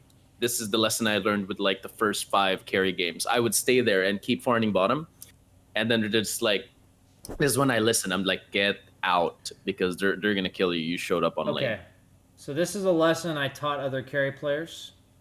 Mm. It was in a coaching session, and I need you to see Yeah. it right now. When Okay. you are here on the map, it was usually when their tier 2 was alive, but Yep. for reference point, it's when the creeps are at your own tier 2. Yeah. This is creep wave number 1. Okay? Yeah. This is right here is creep wave number 1. Yeah. We're going to fast forward. Creep wave number 1 Okay. dead. Dead. Okay? All right. We're going to keep going That was after you on the take the tier 2, outpost. for example. Okay? Yes. So it's right there that I'm talking about. The first creep wave is the one at your tier 2. That's This is creep the wave second number- creep this is wave. Yes. Unless they are literally showing 5 heroes, you never That's go it. for creep wave 3. Yeah. Okay? It's actually was- it's actually a cardinal sin to go for that third creep wave. Don't If go you have third. nowhere else to go and you're not sure where they are, that's when you can kind of just sit in the trees. Like you can just wait. But this is such a fundamental concept that could be taught to literally everybody playing carry. I would say 98% of the time you are not supposed to go for that third creep wave. Like it's just Yeah. not good. The first creep wave is the one of your tier 2, the second creep wave is the next one. Writing it down. Don't go for creep Never wave go number. for the third one. Like this creep wave is Don't. not supposed to happen. If you go for it, yeah, like your teammates are pinging you. Like if you look at you went for it with your E after you saw Morphling mid. That honestly, it was kind of risky for you to go for that creep wave. It was kind of Yeah, I risky. did. And you were freaking out. Hey, you know what? The fact that you went for it and then immediately ran into the trees and TP'd out, that at least Yeah. tells me that you or your teammates assessed it being dangerous. So Yeah, they're like, get out, Ari. Don't that's do this. that's like an example where there are times where you can go for it. Yeah. In that case, they had shown the Morphling mid, so it's like, okay, maybe they're not all bottom trying to kill me. But even then, I would And consider Morphling what you just did completely risky. counters me because he has Ethereal, right? And Yeah, that burst Morphling damage. is quite good against PA. Yeah. Yeah. So we Yeah. talked about the PA versus Anti-Mage matchup, where both heroes deal physical. PA is good against Yeah. physical, and Yes. Anti-Mage is bad against physical. So PA wins the Yep. matchup, right? So Yep. in the case of Morphling versus PA, PA primarily does physical, and Morphling primarily does magical. PA is bad versus magical. Morphling has 50 armor. Yep. So Yep. it's Nope. it's favored for more, right? Like this Yeah. is an example of assessing carry matchups, in the game of Dota. Okay, so I'm gonna fast forward a bit. Oh wait, I missed an entire team fight. What the hell? I got him. Is this when I got KB? Oh, not yet. No, this was a really big one though, because I think they were out of position a bit and able to get like 2 kills, which kind of upped my farm a little bit. But this also playing carry has helped my team fight decisions a little bit more as well. I'm just like, there's in terms. Usually, I would just stun everyone. I'm like, who? Oh, he's in front of me, stun. Like, but now I would kind of keep an eye on my carry a little bit more as well, especially if I understand that he's the win condition for our team fight. And I would kind of like tie my stun along to who he's fighting. So that helped me as well. And it helped me with in terms of like understanding their team fight dynamics. I'm just like, all right, if this carry kind of gets this, and this, then we're fucked. So if I can stun him or maybe delay him, it depends on the positions of the team fight. But definitely doing this has helped team fight decisions as a support. Oh, I think the more roles you play, the better understanding you have of the team fight. I think all 5 roles require good understanding of their role in the team fight. And I think, like as a 4, if you're the guy with the stun, you need to understand who's going to follow you up. As a carry, you need to understand who you're following up usually. It's kind of like... By the way, this moment was so good, coach. I'm just like, BKB. I'm like, BKB, let's freaking go, man. Let's kill them all. This is the first time I got BKB as a PA. Like all my items. This is the first game. And that's why I thought it was like so special. I'm like, I gotta record this and show coach. Because I got everything. Here we go. And the BKBs pop. I'll kill you all, man. Let's go. Let's go. They tried to duel the BKB and PA. That's where they. Yeah, it was perfect. Oh, die. Oh, I'm getting out. Oh Ooh. shit! You got 30 duel damage and you survived. Holy shit! Airy carrying the game, PogChamp. Oh, it was sick. Oh, it felt so good, man. I'm like, and later here, did I get Abyssal? Yeah, I was following what you asked me. I'm like, all right, get Abyssal. Oh, farming the camps. Is getting my Abyssal. Basher felt so good, by the way. I'm just like, oh, I have a stun now. Holy crap. Yep. Because you get the Man. attack speed from your W, you usually get a bash before Yeah. they can stun you back. Carry is like a whole. Carry felt good. I mean, the first 5 games was like horrible, but after a while, once you get the hang of it, I was just like, oh, the power. Oh, I can push the lanes. I can take the towers. I don't have to wait. I'm like, it felt great. It felt really good. I think You're this playing was the around your roast. team a lot. This is kind of cool. I mean, it's obviously a private lobby with viewers that are like playing with you and stuff. Yeah, yeah. It's this will teach you a lot about playing proper team Dota as a carry. I think all levels of carry can learn this. Like, even if it's 3K level teamwork, 2K level teamwork, it's like it doesn't really matter. Team Dota is great. Like I was gonna tell you, you have Deso on PA, so you should be caring about Roche. Like that's the objective PA can Yes. take. So the fact that Got all that, 4 or Roche. 5 of you are playing around that area is really good. Yes. You guys want And to I'm fight? just like, wait, let me kill sell my Roche. items for freaking Abyssal. I'm so close to Abyssal. Just give me a minute, and then let's kill him. But it was like so. It's like so good to see blood. You're just like sealing blood. Oh, we kill him. We kill him. Let's go. Just wait. It's like you smell blood. You're just like, oh, let's go. We gotta kill these. Let's kill them all. It felt great. It feels great to be critting for 2,000. That feels pretty good. Yeah, and I just remembered like totally critting this was a bad decision. He was like just freaking juking me here and there, but was able to. Yeah, you popped your BKB before you die. That was good. You got bursted down to pretty low health. And this is the situation where even though you have Aegis, you have to be a bit careful because you... Yeah, I was a little Use your bit BKB careful, already. but Hey, honestly, your team fight awareness is pretty decent. You're letting your team go in first. They're stunning. You're following it up. waiting. Yeah, It's actually not bad Like, at all. I'm surprised. Like, not to be, like, saying I had low expectations. I'm saying, like, playing carry is very different than playing support in team fights, so... it was fun. I think maybe just playing support so many times kind of helped as well.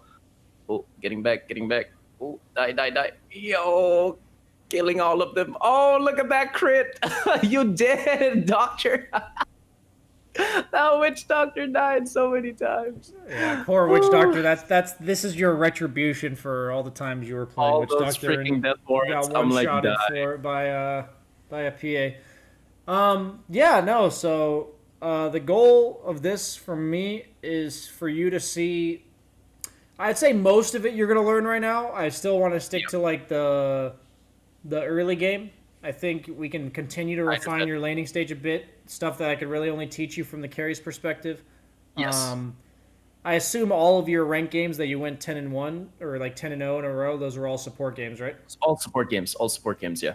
Yeah, so that's really cool. I obviously hoped it would pay off. I didn't expect it to be like It did. 10 wins in a row, but I'm showing you the earlier support games where I literally felt the adjustment and the difference and my perspective change. So these are the early support games I played within that week that Okay. completely shifted how I played the first 10 minutes of the game.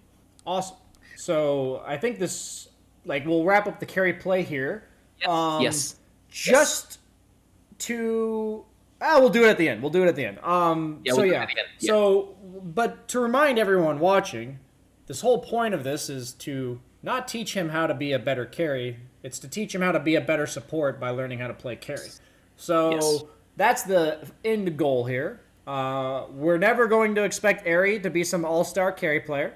But hey, man, Absolutely not. it feels pretty good to go carry a game on PA. So It was good, and trust me, if you saw the first 9 games of PA, it was atrocious. It was horrible. It was so bad. Like this was the best one. Like this was literally like miles the best one. The others were just, oh god, depressing. Like, hey, I got my Battle Fury at 24 minutes, guys! Yay! That was actually a celebration, Coach. It was.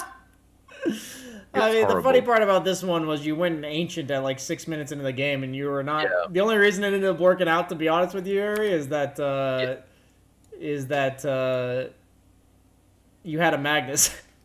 Yes, exactly. That's what it. you'll That's learn it. is you'll have to go participate in the lanes a little bit more, whether or not that's top lane, whether or not that's mid lane, whether or not you have a chance to go back bottom. Those are really hard decisions, but I don't expect you by any means to know them. Oh, Coach, sorry, one question before we jump to the support play. When can I get Ancient as a PA? I need to have which items? I would say probably at least 1 or 2 damage components of your Battle Fury, and it wouldn't be like a stack of the Ancients. It would be, just a single instance of the Ancients. So two claymores would be okay. Yeah, either the Claymore or the Broadsword, or both of them. I would say before then, it's your last resort to go to the Ancients. Like, if there's something else to farm, you would choose that. So, that's like a good thing to keep in mind. I think on every hero, that's something you'll have to learn, right? So certain heroes are different. The thing with PA is her damage is pretty underwhelming with no items. And she also, unless she's blurred, has no way to sustain. Like, she can't tank the Ancients. So, that, like, the combination of those two things kind of makes it inefficient for her.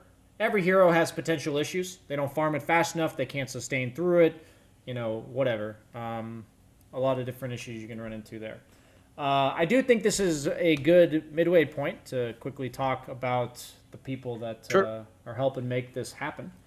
So, I want to say thank you to Gamecaster for the sponsor of this series, and they are the streaming platform that I am using to stream to you guys right now. They are just a free-to-use software that helps you broadcast, just like OBS, just like all these other ones that a lot of people are familiar with. It's in beta, and it's absolutely free to use. Let me quickly pull up my link. Oh, it's in my There you go. We'll play a quick video just to give you an idea about it. We'll also give you the link if you want to try it out. But yeah, it's completely free. It's super, super user-friendly.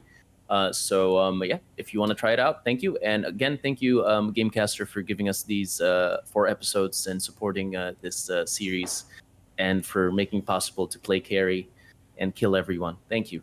Thanks, Gamecaster, for supporting this series. We appreciate it. Nice. 3, 2, 1, go!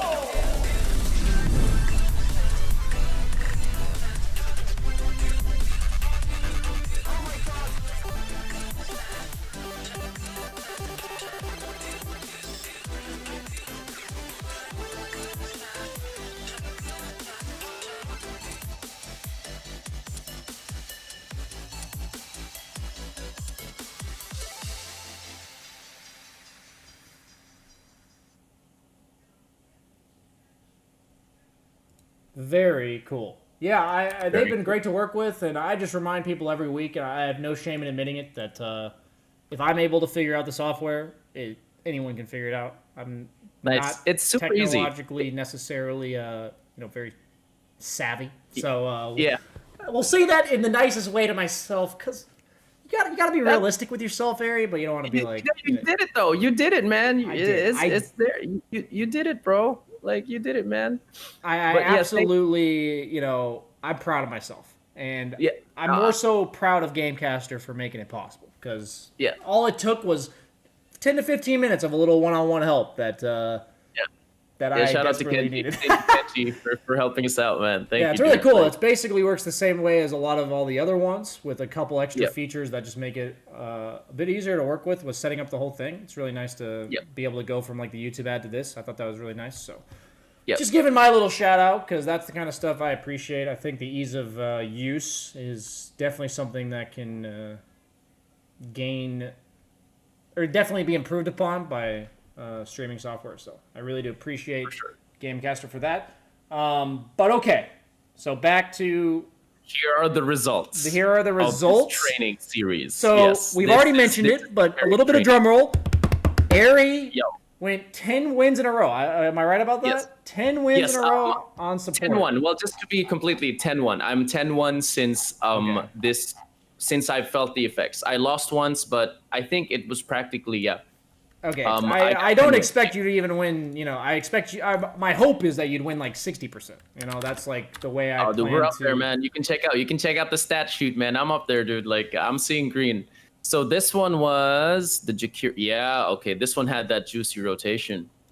This was one of the first ones where I'm like, you told me that Airy, it'd be great if you can, since you're winning your lane, maybe you can help out your other lanes. Then I'm just like, okay. So this is what we try to do here. So reminder to everyone, I felt really good about Airy's like first 7 minutes. I felt like the way he would pull the lane. It's like there's still little improvements there, but I thought it was like far above his MMR. So I was like definitely ready to move on to other things and come back to that a bit later. And so what we're really working on is that like end of the laning phase, kind of identifying, hey, my carry doesn't need me anymore. Whether or not that's because we won the lane really hard, whether or not that's because we lost the lane, or whether or not at the end of the day I don't offer anything to my carry. Yeah. So that's what we're working on. There's literally nothing I do here, yeah. Exactly. And as a support, Dota is all about like resources. However many heroes you're dedicating to do a certain thing. And if you're sitting 2 heroes in a lane when you only need 1, that's really inefficient. And a lot of support players do that. Yep. Yeah. So let's see. This Tiny's deciding. 1v1 me, Tiny, bro. I'm just like, really, with your attack speed, sir? Like, don't do it, man. Like. So what made you go for the stick here, out of curiosity, Ari? Sustain against the Tiny, and I thought that movement speed wasn't. I think I was just trying something different. I was like, oh, if I sustain, maybe I can like, because they don't really get close to me. So if I position myself properly, and don't get in a position where I'm out of position, then at least maybe the sustain will help me better. Yeah, so I'm perfectly fine if you have a reason. That makes sense to me. But so what you'll learn here is, what was your interaction with Tiny? Like, what did it look like? Give me like your best description of that interaction. I knew that if we kind of manned up against each other, I'm fine. Okay. But maybe I could have gotten a little bit more right clicks in if I had movement speed. Well, no, the way I look at it is, you guys fought each other. And then after you fought each other, what happened? Nothing. I tried to pull the lane and he contested. But like, did you guys fight each other ever again? Remember, you won the fight, right? Yes. You said to me just now that you're like, yeah, I'm pretty sure I can outman fight the Tiny. The Tiny. I did that. Yeah. He lost. And did he ever try to man fight you again? He didn't ever try to go on you again. He actually never tried again. So what I'm trying to say is, with heroes like Tiny, they're heroes that have like a volley of spells. They don't trade. These heroes don't trade. They have like kill spells. Like Tiny, Tusk, like these Earthshaker. Once they use their spells, they're pretty useless. Like if you compare that to Jakiro, who can right click a lot, he has liquid fire. You know what I mean? Like these heroes are different. So what I'm saying is, in these types of situation, you used all your mana to fight him, and then you had this long period where you weren't fighting anybody.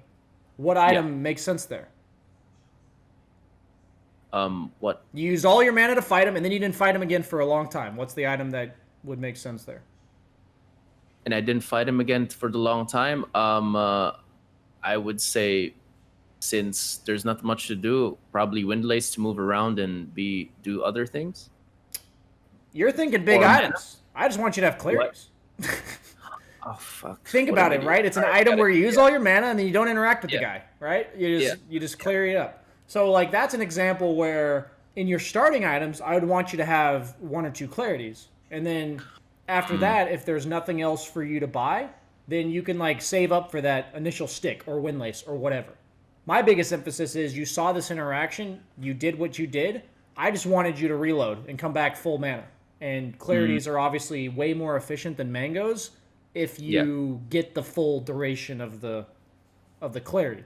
So a lot of times when you have a hero, when you have a support, people say, when do I buy clarities and when do I buy mangoes? Well, it's like, how often are you fighting heroes? Because if you're stuck fighting them all the time, clarity's Mangoes. not really good. Like you're Yeah. not going to get anything out of it. But in this case, where you fought him once and then he gave up, Interesting. Yeah. then clarity's really good. These are just little refinements on your items. I think you're ready No, for it's this great. kind of stuff because of all the Thank other you. stuff is pretty good. So Clarities are good. I just wanted to paint a picture for you of when clarities are a nice item to buy. I was like thinking Sage Mask actually at one point. I'm like, Sage Yeah, Mask? Sage's Mask isn't crazy. It kind of just depends on what hero you are. Like, if you're a 4 Yeah. position that's going to buy an urn, that's, like, different. But if you're not going to turn that Sage's Mask into anything, then, you know, I don't think it's necessarily, like, a value item to buy. So, yeah, standard stuff. I'm seeing you come over, harass, then pull the camp. You're even chain pulling a bit. A little upset you didn't check the bounty rune at all there, Ari. Yeah. You set yourself up perfectly to go check that bounty rune. Yeah. Why did That your Ursa I go realized big? that. What I happened? realized that. Yes. What did he do? Why did he go big? Oh, he literally died at their tier 2. You know what I love about this, Ari? I'm looking at your perspective, and I didn't even know. And you know what the beauty of this is? That ain't your fucking job, man. When you pull and your carry just dies their tier 2 and dies, like I didn't even realize so many he did. supports come into my stream saying BSJ every time I pull, my carry does that. And I'm I didn't even. what do you want me to realize he tell died. you? You were supposed to pull. Like, what do you want from me? Like, you know, like I love this because in my support Smurf account games where I was like trying to teach people, there were so many times where I'm like, well, there's some random shit going on over here, but it doesn't matter to me. Yeah. I didn't even know I that didn't even Ursa realize dove he tier died. 2 and To be fed. fair to him, he carried the hell out of this. Like he destroyed everyone man. after. I think he was just excited to kill. The Ursa Monkey King are like 2 of the best heroes for your teammates to be like, I'm a man, and just run in and die. So We got this dude. Yeah, he went on you and fed. It's good with me.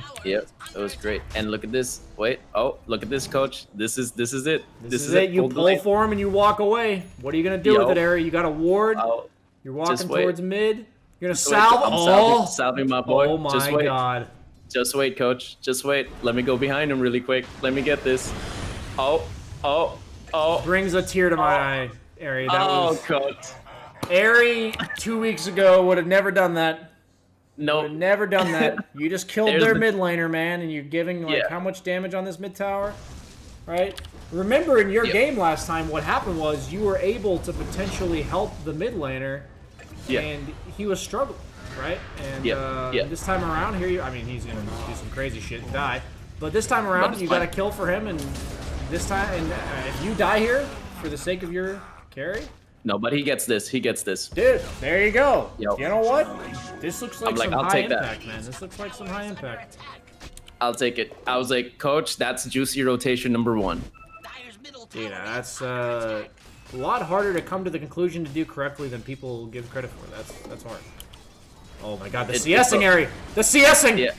Okay, Yeah, you I'm missed getting one, the. but- I'm getting. Oh, I missed one, but I got that one. 3 out of 4. 3 out I of mean, 4. I'm gonna be honest with you, Ari. If you compare that to your CSing from like It was a horrible. month, Yeah, it used to was- be terrible. So It's like I'm a new man. Like, who are you? What happened to this? Who is this Airy getting like 3 out of 4 CS? I think you're underestimating Lesh. I don't know how often you play against Leshrac, but Dude, that magic damage is yeah, insane. when he burnt gets me 6, down you can't crazy. run into him by himself. Like, Yeah, yeah. I'm pretty sure all your wrong decisions here are simply lack of understanding of Leshrac, which is fine. He was squishy, so I'm just like, I want to kill him again. Like, Yeah, Lesh is early game quite the glass cannon. He either like just kills everybody or just dies instantly. So the late you game. he was- rotate top, the carry dies. Doesn't ever have to be fancy. You just came to a lane, ganked for it, Yep. left your carry to be. and we're doing something here after. Kind of rally the troops after this one. Here we go. It's like, yep, let's go mid. My only complaint about this is you could have probably recognized this 10 seconds sooner. Yeah, that's Like what if I you felt. noticed top, you know, like nothing was really to do there. You took the tower. There's just a creep wave. It's not like 3 of you need to farm a creep wave. A lot of times when I think to myself, the only thing left to do here is this. Do we need 3 heroes for that? And if the answer is no, that's like my immediate sign to go somewhere else, right? Yeah. So for you, I love this rotation. It's exactly what you're supposed to do. It'd be the dream if you showed up here right before your DK died rather than right after, right? So it still works out. You guys get the kills. It was a bit late. You make the right Yeah, we move. get 2 out of 1, but yeah, I totally understand. Yeah, it was a bit late. I think I was toying. I don't know if I was toying with the idea that we can kill Slark, but yeah, there was definitely a cause of delay there for sure. What I want to remind you and everyone watching is that if you kill that Slark, what does it do? Nothing. It just kills the Slark, right? Just kills That the Slark. last kill on Slark, that got you a tower. That got us a tower. That kill matters a lot. While sitting around there hoping to kill the Slark, it's just a low probability. You're right. That's such a good one. Right? What does this kill do? Yeah, you're right. Reminder for that one, because we have talked about that, but I right. definitely know some of it falls through the cracks because we've talked about it a lot. So Dude. now you're gonna push mid. It's gonna be tough for you to ever push mid into Venno. He's super annoying. You probably Oh my realize god, that. It's okay if you want to sit here and continue pushing it though. It's perfectly fine use of your time. Not the best positioning there, but they do have heroes that punish positioning pretty hard. I guess. So our Rubik goes off here though. This is my editor, by the way. the Rubik? Yeah. He's playing basketball with everyone. I'm just like, yo, you're shooting 3 throws with using the heroes. He was going off. Yeah, I would say your map movements are perfectly fine. Like, the things that you need to improve on, from what I'm seeing here, are a little bit of speed on your map movements. Like, yes, that's expected, though. I tell people usually when you get to, like, 3K, 4K, a lot of them actually make a lot of the right moves. They're just slow. A lot of MMR is just how quickly you make the right decision, not necessarily what decisions you make. And other than that, I would say the execution in terms of positioning. I think positioning is something that carry will help you a lot with, because you're the guy farming that's trying not to die, literally. This was a bad decision. This was a bad decision. I felt strong. No, actually, I felt it was a good decision at the time, but I realized my bad decision was not sentrying and dewarding before coming up. I put a ward coming up, but yeah, we totally So I'll died. teach you how to play support at the highest level right now. Please, because I realized when I looked at the replay, they had a sentry. They had an observer, and that's why they were able to be there and show up right away, because we went high ground. I'm just like, man, that was a mistake. So my question for you, Ari, is what are you trying to accomplish with this smoke? With that smoke, basically kind of get their carry and stop farming, because we felt strong. I'm like, hey, let's invade their triangle. And so no. What did you do this smoke for? I don't need all this BS. What'd you do it for? To kill the carry. Triangle, man. You literally just said to take the triangle. Yeah. That is exactly why you did this. Do you need to kill anyone to take their triangle? What do you need to take their triangle? What do we need to take their triangle? What would you define as quote-unquote taking their triangle? That's a unique question. Initially, I would think killing the person that's there, the carry that's farming, is taking their triangle.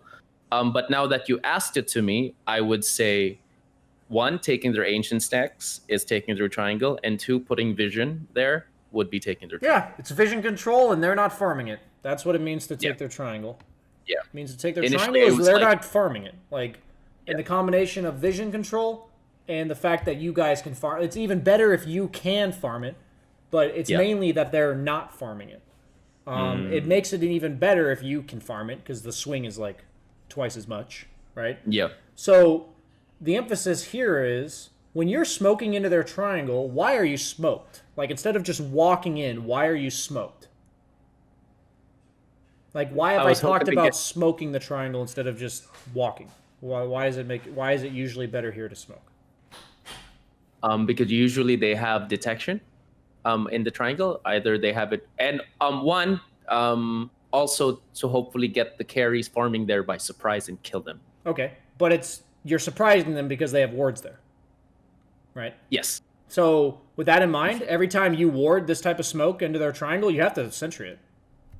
Yeah. Like, you just have to. Like, but that's the thing, is like, it's knowing to sentry here actually comes with like so much understanding of what you're doing. You know, like, yeah.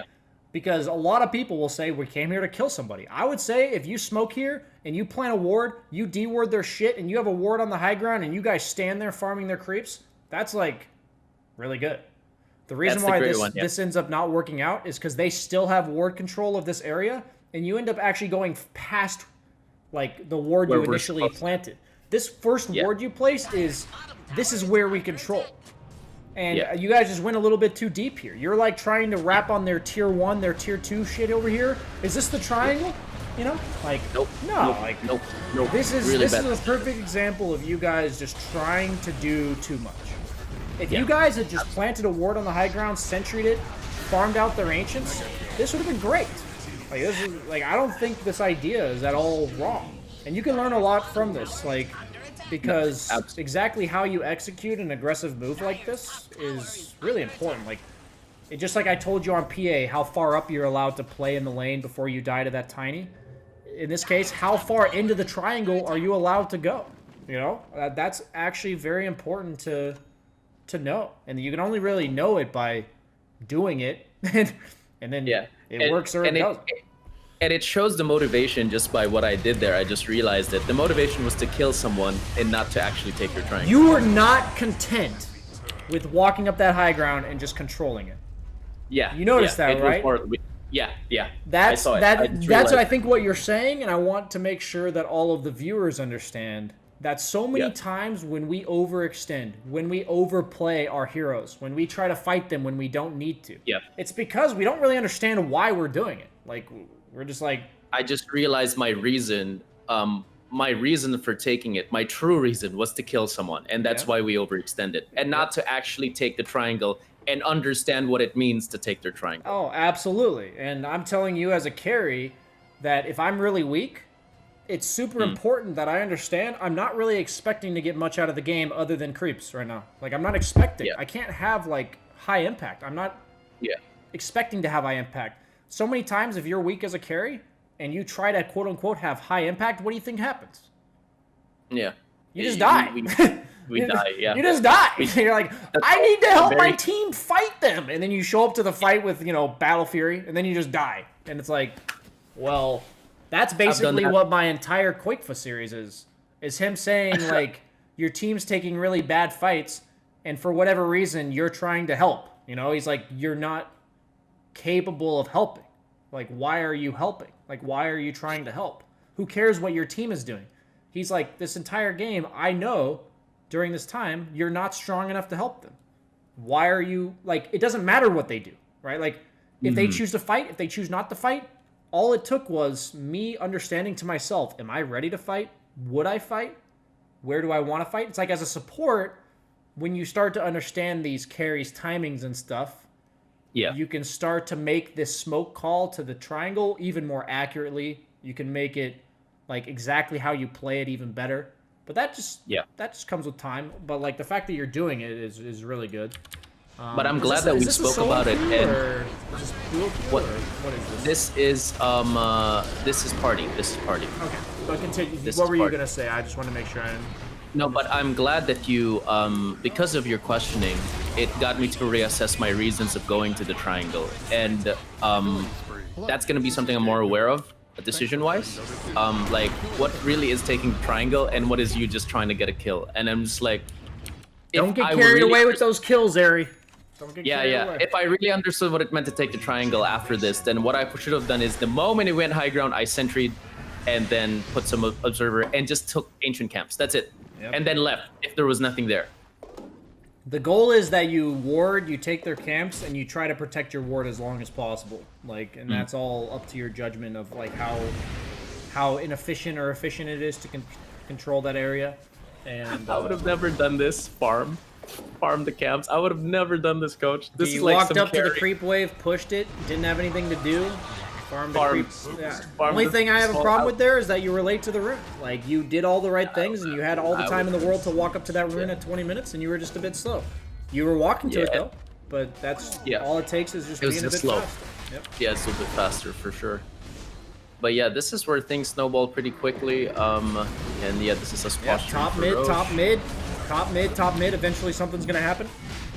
The beauty of Radiant when you play top mid like this is If you're ready to fight them and they come fight you, great. If they don't come fight you, you take Roche. You know, it's You like, take Roche, yeah. It makes like what you're doing so easy. You'd be amazed how often I can't get my team to just group up as 4 here. People may say Ares just walking back and forth between top and mid, and I would argue there's like it's actually you're always going to be ready to capitalize on whatever opportunity happens here. So it actually is really good that you're doing here. Like maybe you could do a bit better, maybe it could be like perfect, but in terms of like your map movement here, where you are on the map, this is great. Like this, and I think I want to make sure I get to both games here. So I think this is good enough for this. Yeah, this is game. good.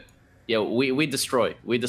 This is the one, coach, that I feel I'm very happy about this next game. I think the rotations, I'm happy with the rotations here. And because I played carry, I actually played a Drow carry game, almost won it. Because Drow is very similar to my support play because it's like kind of like staying in the back and attacking, but I'm like killing everyone. I did a Drow game and understood like how effective she really is early game, which is not. And understanding that they had a greedy lineup, which was basically Drow and anti-mage, right? So they needed to farm like at least the first 15, 20 minutes of the game. Okay. So we make a game plan here like, all right, we're going to push the hell and get really, really aggressive and just try to choke them as fast as possible so they don't get farmed. So this was the game plan with the teammates, and I'd say that we executed pretty well. Let's check it out. But yeah, this is CM thing. Oh, coach, I'm so excited for this one. Doing what? Block the hard camp. Go Yep. pull small camp. Dude, I just want to tell people at home that they're straight up immortal players in my games that I have to inform them that they have to block the hard camp, okay? If they want to pull the small camp like this. It is insane how effective you can be in Dota if you just know what you're supposed to do. Okay. This is great. Given your carry solo experience, you've basically yoinked nothing. You got an entire pull off. You denied 2 creeps to the pull, which is effectively denying 4 creeps. You tried to get the nuke on the range. I think you missed there, but it's okay. I tried, yeah. I'm effectively trying to get those nukes. Failing at certain times, but sometimes getting, but most of the time kind of a little bit not understanding when they're about to die and the cast animation. So I'm trying to get the better timing on like assessing, which is trying it there as well. Trying to get that pull. Failing. I still have a salve from my boy. Thanks and have fun. Dude,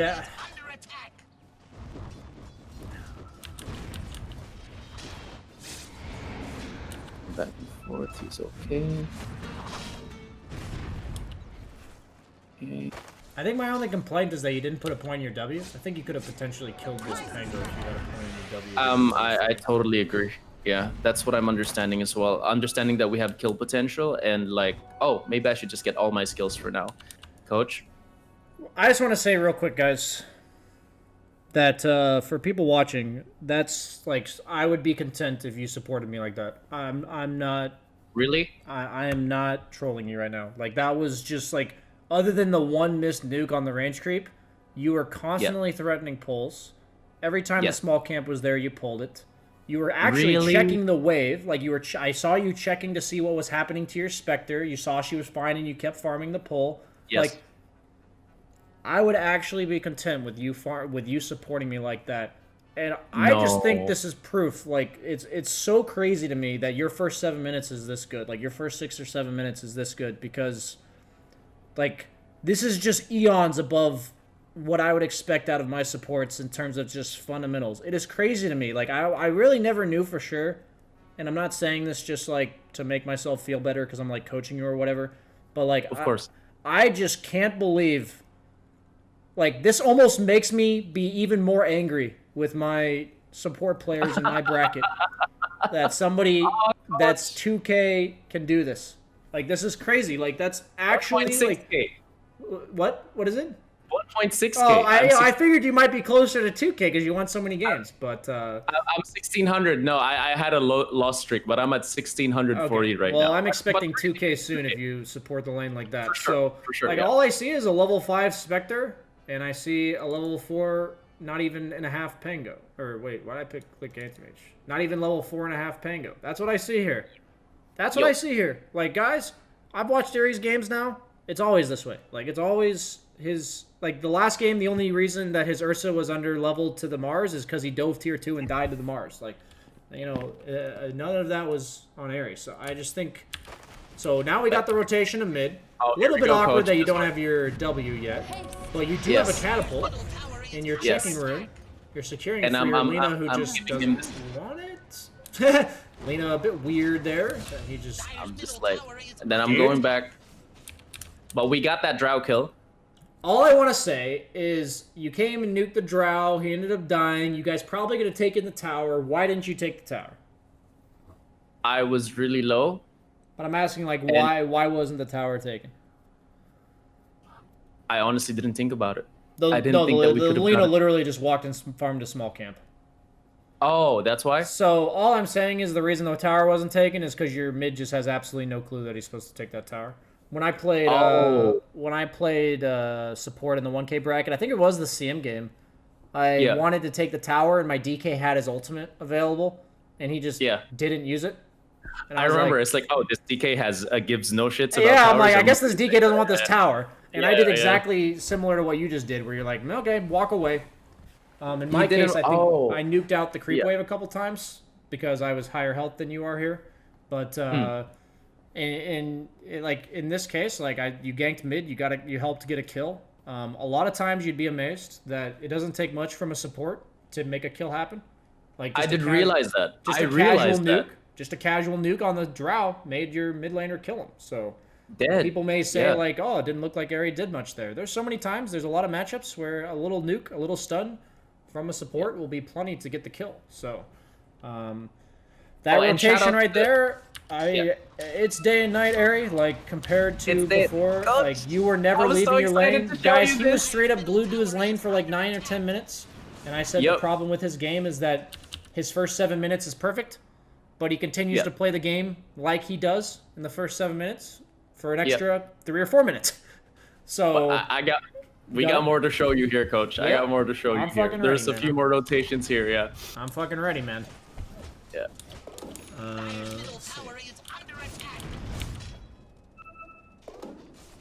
My only complaint, I wish you just salvaged yourself up and been more ready to fight. I was saving it for my... I'm trying to be selfless and save it for my, like, my Spectre in case he needed it. Oh, got that. The creep from the big camp? I got it. Yeah, I got that gold. We killed that dude. Yeah, my only complaint is that you didn't have your W at level 3. I feel like all of your rotations would have just been even better. Like, could have killed that Drow much sooner. Yeah. Top here. Nothing much to do, so I decided to double stack. This'll come in handy. Just wait. And this is the benefit of walking here, because I think... There you go. TP back. Sal, my boy.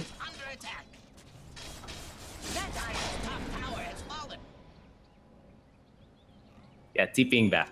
That was it. That was the one. Just the TPing back one, because Spec was in trouble. Definitely a bit early here, trying to get the tier 2. Yeah, you guys are definitely overplaying yourselves a little bit, but yeah, I think they were feeling pretty confident, so they're like I'd going say every game you have like one of those that you're allowed to have when you guys are super far ahead, and we did one of those. Feeling strongman syndrome, and you just kind of walk into them and die. We were trying to look for a kill here. No one was. Oh, there you go. We got the anti-mage. Oh wait, this arrow's pretty pog. All I'm seeing here. And getting to rotating back for the Spec. Is this party queue as well? Yeah, this is. I'm just enjoying. How many people in your party? Oh, it's 5. Okay, it's 5. Then. Yeah. Yeah, it obviously looks very organized. I would implore you to make sure you please play at least like a third of your game solo. I think it's super important. I will do that. I'll just be honest and say I think like everything you've done this game has been pretty damn solid, but I think it is easy mode, and there are lessons you will skip if you only play with your friends or play with people that you know you can work with. I don't think it's bad to predominantly do this, but the fact is a skill in Dota that even happens at the competitive level is having an idea of knowing what to do when there's literally nothing to do in the game. Like nothing of like amazing, like, there's no objective to take or anything like that. And that happens so much more when you're playing by yourself in any role than it does in party queue. I think it's an important skill to develop. I think it'll go undeveloped if you only play with friends. So for people out there who are like really looking to get better, I think like a 66-30, 2-to-1 ratio of party queue games to solo queue games is probably as many as I would recommend for party queue. 1/3 of my game should be solo queue. Okay. Yeah, 1/3. I just want to see you do this with no, like, I'm not saying you're getting direction here. I don't know how much your teammates are communicating to you. I don't know what you're saying to them. But the beauty of the Dota game is when you could do all of this with very little communication between you and your teammates, if any. That you independently could do these things. Okay. Because all the things you did in the first, like, 12 minutes were straight up, like, no like, there was no actual coordinate. When I say this, like, you didn't actually need any of your heroes to work with you. You just, like, randomly walked mid, you walked top, took the tower, TP'd back bottom. Like, every movement you made, you, like, met up with some other heroes, but you were individually making the move. That was my decision. And I want to see that replicated in a pub game where some random-ass shit is happening, where your teammates are doing stupid shit, even more so than normal. That's what I want to see. I think that's kind of the next step. I will do that. Next week, when you give me 2 games, I want at least one of them to be a solo queue game.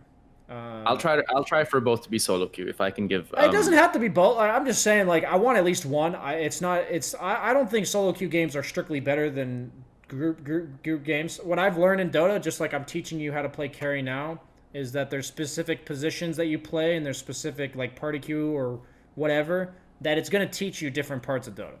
Like, when I told you to play the bot matches, all I wanted you to do was push lanes and farm creeps faster. Like, that's all I wanted you to do. And I thought that was, like, probably the optimal way to practice that as quickly as possible. So, all I'm saying is I do believe there are skills in solo queue that you will not harness if you only play party. I will do solo queue tonight on stream for sure. Okay. Yeah, I feel like I'm writing a prescription or some shit. No, sorry, it's good, yeah. It's good, but I'm definitely gonna do that. Yeah, it makes sense. It's just sometimes it's so random sometimes with solo queue. I just love the communication with party queue. But I do understand what you mean. What I'm gonna say in solo queue is the days where I'm really tilted. I was having like a pretty bad week last week. Okay. Obviously, this week wasn't like amazing in terms of like what happened with the traveling. But, of course. I definitely, after taking like a 3 or 4 day break, I felt pretty objective to Dota. I even had a game right before this session where my teammates were yelling at me to do something that I didn't think I was supposed to do. Oh damn! And in those type of circumstances, it's actually so important. It's even more important that you're confident in what you're doing. Because if you're confident in why you're doing what you're doing, if one of your teammates tells you to do something else, you'll know whether or not it's in your capabilities to do that or not. And if you know it's not, then you just won't do it.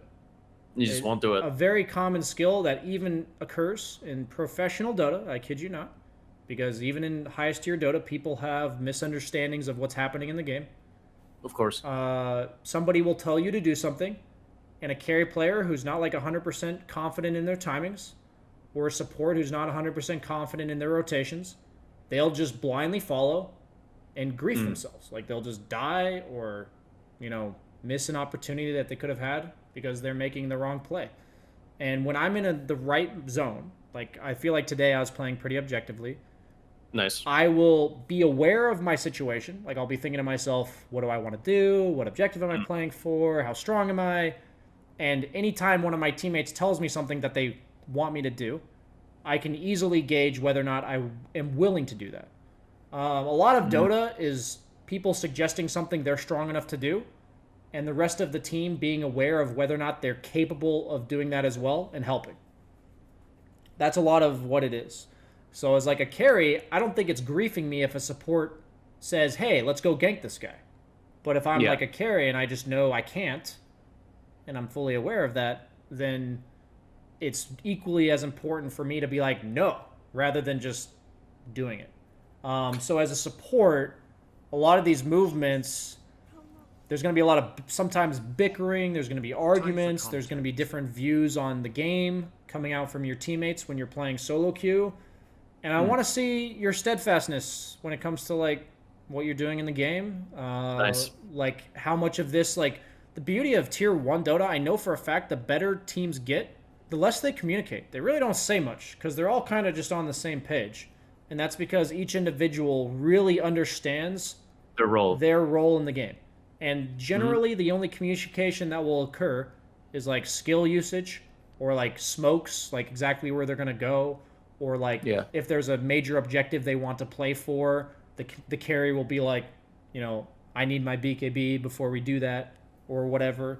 And I think sometimes in party queue, you kind of just get spoiled a bit. Especially for you, who I think your conceptual level of Dota is higher than your mechanical MMR level of Dota. So I want to see that you can play with a bunch of dumbasses, no offense to the average 1K player out there, that you can play with a bunch of dumbasses and still look like a good support player. Because that's what I kind of showed in my Smurf videos, was that like just playing the game at a higher level than my opponents, it kind of just feels easy to win the game. Like even if I'm a 5 position, I can go, you know, Mjolnir and shit. But can I do that if I feel that there's a need to? If you're in a solo queue game and you need to go high ground and you think the guy on your team that's supposed to go high ground is really not going to do his job, if he's not I'll cutting go it, high ground. What you learn in Dota is there are important aspects of Dota. And meaning like objectives that need to be taken, you need to be able to end the game, you need somebody who initiates fights, you need somebody who can show in lanes, you need somebody who plays off map, you need like all these different things. Yeah. And the beauty of having that overall understanding in pubs is it's like if nobody else on your team is doing it and you know it's something important, you may build some wonky ass item. You may have a weird skill build or whatever that makes you able to do something that you're doing not because it's standard for your hero, but because it's like necessary in a game of Dota. So like as a carry, there's sometimes where like I'll build more stunning items or like utility items because I know that the guy that last picked mid picked TA and he does like a ton of damage, and I'm like, well, I don't really need damage. I need stuns or slows or whatever. You know, I need a Scotty or an Abyssal Blade rather than that MKB or Daedalus or something. That's the cool part, I think, is when you play solo queue, a lot of the game plan kind of just falls through the cracks. You get stuck in these like really weird situations where you were supposed to have some guy that was building to initiate and he just never did, and you're like, well, I guess it's time for me to do it. Gotta farm up. For me to initiate, I need Blink Abyssal. And you're just like you're just some 4-position support. You know, it's like, but that's what I need. Guess I'm hitting up the jungle or, you know, some shit like that. So I need to fulfill a role because the role is not being performed properly. Yeah, and it's crazy, but that creative aspect of Dota, I really do think is something I've lacked a lot. I think I've always looked at Dota way too formulaic.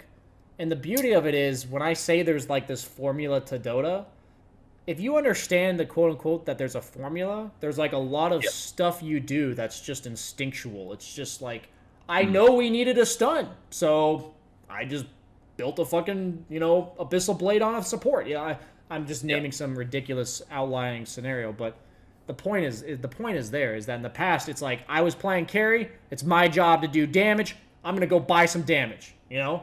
Yeah. But like if you think of the formula in terms of the game plan, you kind of start to like build these wonky ass items, like when I was playing CM, people were watching and saying, BSJ, didn't you just farm like a 1 this game?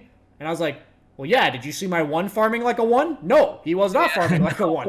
So I know that somebody needs to farm like this. So I did.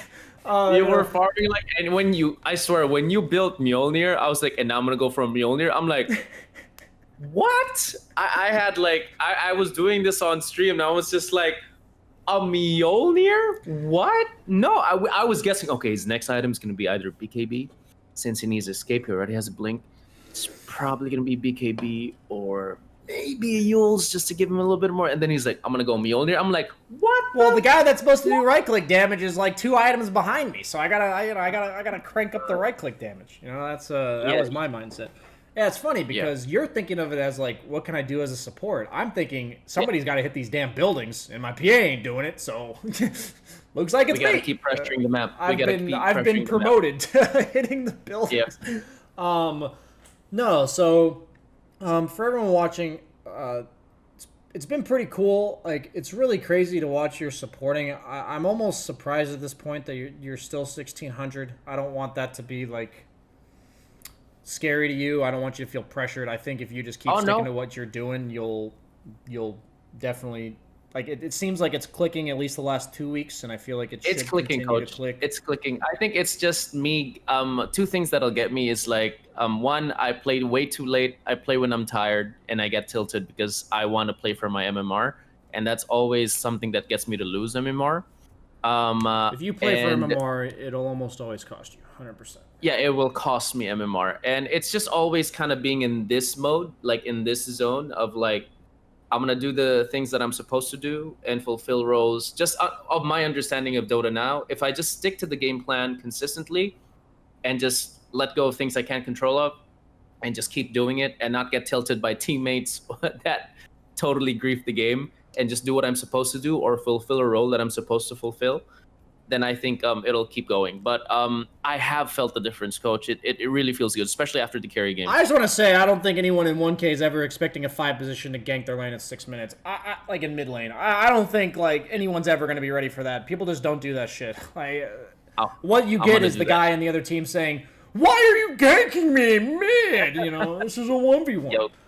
Let's kill that mid, dude. Yeah, other than the rotations to mid, my proudest moment was not even knowing that Ursa dove tier 2 and died. You know what? That shit ain't your concern. I don't know what the fuck he's doing, but like the fact that you were just doing your thing and didn't even notice, I think that's really funny because it should really not show up on your radar if it's not something your hero's responsible for doing. Yeah, and I see what you're trying to do now, Coach, by making me feel solo queues. You want me to feel confident with my decision making. You want me to solidify my. I'm like, listen, no, this is the right thing to do, and I think that's even more important when things aren't going well, versus when it's going well, because it's easy to make the right decision when things are going well, but it's harder to make the right decision when things aren't going well. There's a lot of games recently where I've noticed the impact of Koikva coaching me because the funny thing that I've realized is that what he really coached me on is playing really awkward games, like really weird games, where the normal play, like the standard play, won't work. Yeah. And in the past, I kind of just stuck to doing the standard thing and just lost. And what ended up happening was I got through this mid-game where I would have normally just lost the game already, and now it's suddenly 35 minutes, and it's one team fight to decide the game. And I just threw. I literally lost the team fights. And I'm like, you know why I'm losing these team fights, guys? Because I've never fucking been here before, okay? Like, I've never actually gotten to myself to this comeback scenario because I had previously just lost the game before this moment. And that's kind of been cool for me. I think, like, it's kind of funny because I think it's been similar to your growth where I feel like I've learned a lot. I feel like I've gotten way better at certain aspects of my game, yet I'm not winning games. You know, like, I'm not winning games because the entire picture kind of has to be there. Otherwise, like, it's not going to reflect itself in the MMR. I think a lot of it for you has been that you were playing the lane so well, and then the next, like, 4 minutes was just so bad that pretty much all the progress you made in the first 7 minutes was kind of just retracted by.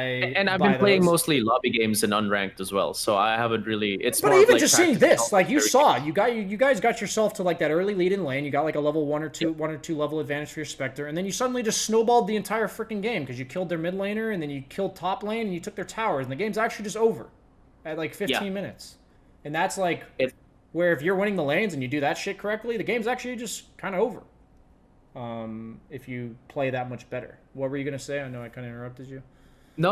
I agree. I'm honestly looking forward to it. I'm at this point, like, I know my best state is I'm not even looking at my MMR. Like, I know that's really like it's just kind of like really learning what I'm supposed to learn and just focusing on like my decision makings and knowing that I'm making it.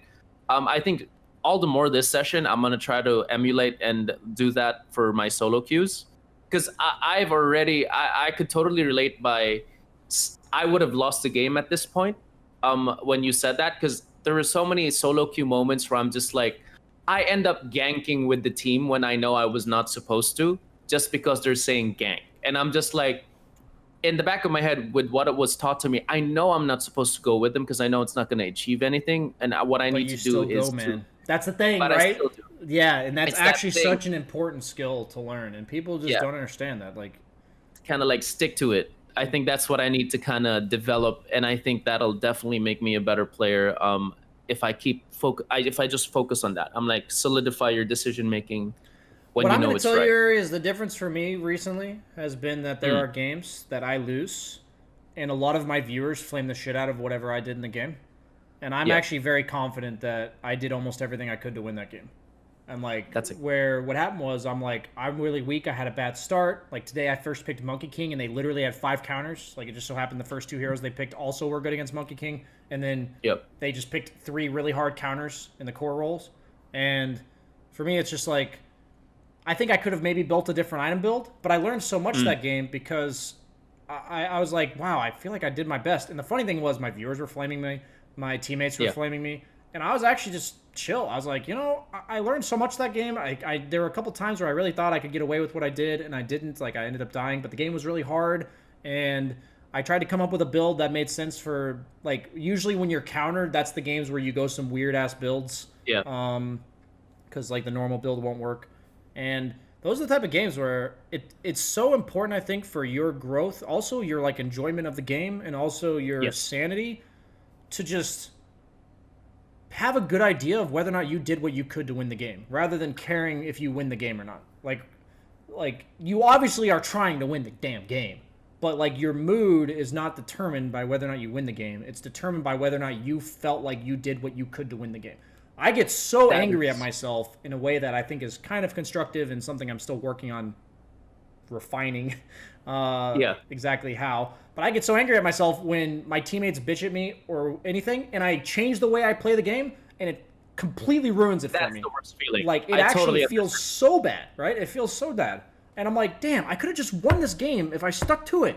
And instead I just threw the game, you know? Or still it doesn't know even how have to that stem feels. from your teammates. Sometimes you just do something where you're like, I know I'm supposed to wait for my BKB, but then you force a fight because you see the opponent do something, and you're like, God, like, why did I do that? Like, just today, I TP'd into a fight that I'm like, I don't think I'm supposed to TP into this, but my team's fighting, go for it. And then I just fed, and I'm like, oh my God, you know, like, that's the situation where I get mad at myself for that shit. And I ended up winning that game. And I was like, still like, God, I played so bad this game, you know? I could have played so much better. And the funny thing was, I was in a really good mood when I lost the game. Because I thought, I feel like I did almost everything I could to win this game. So it really helps me.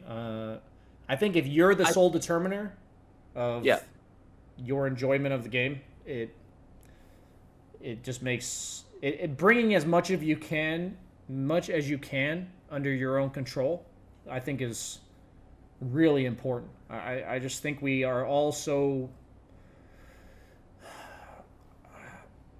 basically accustomed as well as trained to think that we are supposed to be upset if our teammates are failing us, you know, or like that our teammates are playing poorly. I know what you mean, Coach. And I think we're all trained to do that. And I think it's anything you do that leaves the enjoyment of your game in somebody else's hands, you're naturally going to be very all over the place. You're going to be very fluctuating of enjoyment of the game. I think it's a super important mentality, and that's why I want you to play solo queue. I know I just went on like a long tangent there, but no, I get it. That is something I think is totally really understand important. it, and I appreciate you taking the time to explain it. It's almost like if you just shift your perspective to learning compared to winning, you'll enjoy the game better.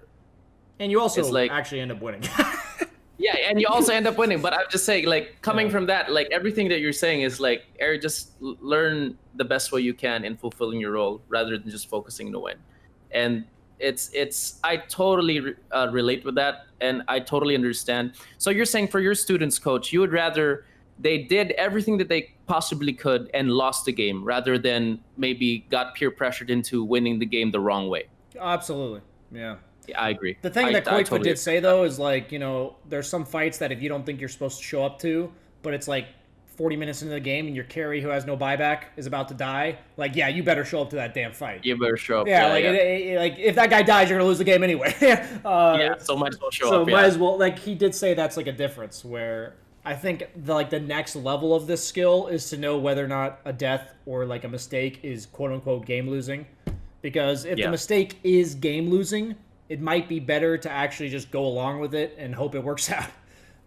Yeah, you're just like, all right, we might as well do that. I can, and I think also being able to tell whether that's the situation or not is a really solid skill in itself. I'm like, absolutely. all right, if we lose this, yeah, that's something to be able to know. I would say in the first 15 to 20 minutes, it is very rare that is ever the case. So if you have like a pretty good idea of what you're supposed to be doing in the first 15 to 20 minutes, I think you can choose to be like kind of stubborn about it. Like, yeah, I think I'm supposed to do this. We'll see what BSJ or Coach B says, next week. I think that's like a good rule of thumb for anyone watching and yourself. But as a quick segue to kind of wrap up the session for this week, just a reminder to everyone, this whole series, the unique part of it has been that we want to train Aerie to be a carry player, at least at the basic level, so that he further understands the game, and so that he can then support better. So last week I told him to play 10 plus games of Phantom Assassin. He had said that was one of his favorite carries, and I think she's a good carry, a good starter carry in general. And something that was funny that he mentioned was before his Battle Fury Deso BKB, he kind of just farms. Like, he kind of just hits creeps. And so what we had, like, he had mentioned to me and what I came to the conclusion of was that we should now give you a hero this week that can potentially do more way before that. So the hero that we decided, I think it's the best all-around carry in the game. I've recommended it to hundreds of people, is Juggernaut. Because Jug, you gonna make me play Jug? Oh, let's go, man. We're gonna give you a cookie cutter build. Doesn't mean it's like the build you're supposed to go every game, guys. But this is like the Jug starter kit, Jug assignment. So I'm gonna list this out for you, Aerie.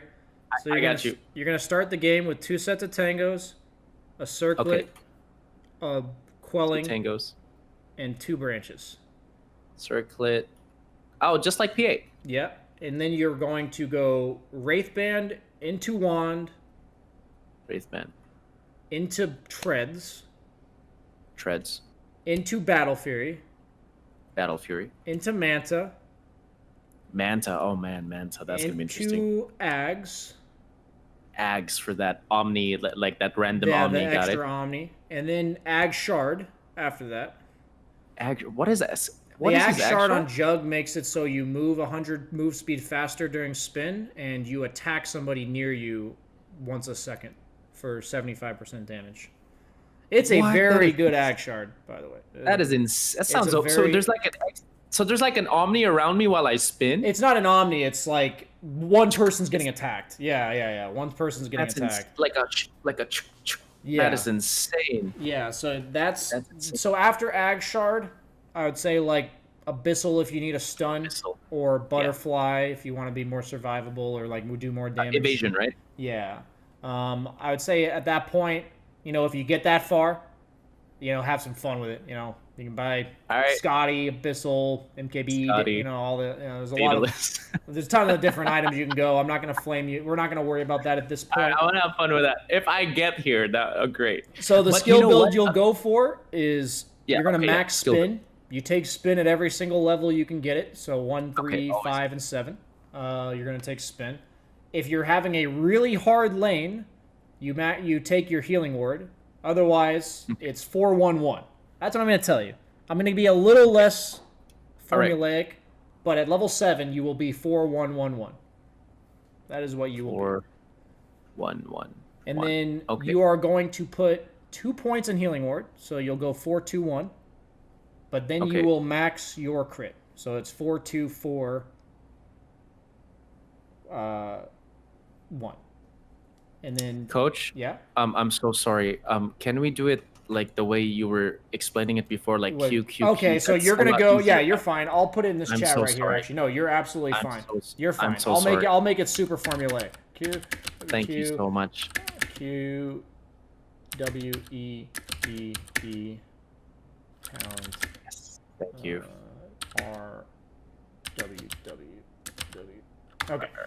All right. So for the talents, you're gonna go. Jug has a bit of decisions sometimes, but for the sake of the ideal, you're gonna go right, left, left, Right. for talents. Talents. Okay. Talents. Got it. Talents. Got it. Labeling this. Talents. Right. Left. Left. Right. Okay. Got it. Okay. So here's your homework for Jug specifically, because this is a skill that Jug is decent at. Okay. First and foremost, I need you to ask yourself if any of the heroes on the opponent team have a BKB piercing disabled. Okay. That is the first step. I remember I this. just need you to know whether or not they do. If they don't, you can always spin TP. You can always, if you ever just panic and you think you're going to die or something, just push spin and TP immediately. That's a very important skill to have on Jug. So I would like you to be able to go into your games just saying, do they have a BKB piercing disabled? Yeah. And Okay. maybe you'll learn heroes that you didn't previously know had them. You know, I don't know how much you exactly know about. I know it's Slardar. I know it's Void. I know it's Empower. Magnus. Yeah. There's a lot of them, and you're gonna have to look at the heroes if you're not sure. So There's more. they're almost all ultimates, so you can always check the. There's a lot of heroes. I mean, I can list a lot, but yeah. So I need you to do that. That's at the start of the game, so that's like 0 minutes. You know, I need you to think about that before you're playing, because then once you're playing, like it's too late. And then my goal for you is that I want you to stay in your safe lane as long as humanly possible. Okay. I want you to try. Like, so in that PA game, you died twice and you left. As Jug, I want you to basically have to die once or twice before you leave. Like, I want you to stay there as long as possible. As possible. And once Only you leave if you think die you're twice. done, right? Once you think you're done, Yes. when you go to the opposite side of the map where you were PA and you were hitting Ancients, you need to also ask yourself, can I push the tower?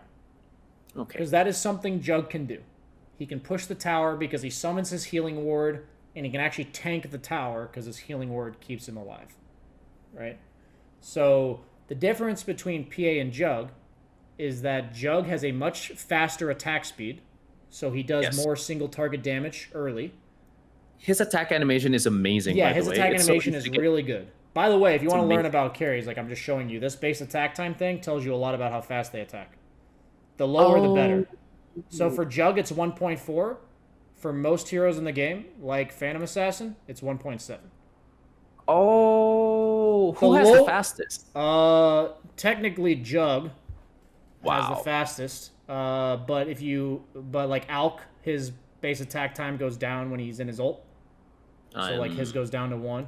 But Anti-Mage and Jug have the fastest at 1.4. There's a decent amount of carries with 1.5, but you know, I would say I think like 60 or 70 of the heroes have 1.7. Almost like a large majority of them have 1.7. But the point is that he does more single target damage, so that's why he kills towers, but also because he has healing ward. So he can actually tank the tower without like dying. So like the difference between him and PA is he attacks faster and he can sustain himself when he's killing the buildings. He also has spin to get away. So it's like he's more survivable, he's more capable of killing the building. And so the difference is you're not going to be always glued to just hitting jungle creeps. So like an example of what you can watch, I would say, yes, you can watch my Jug Smurf game if you would like. I watched that. It was great. But you can also watch this game if you would like. Because I just played it. I just played it today.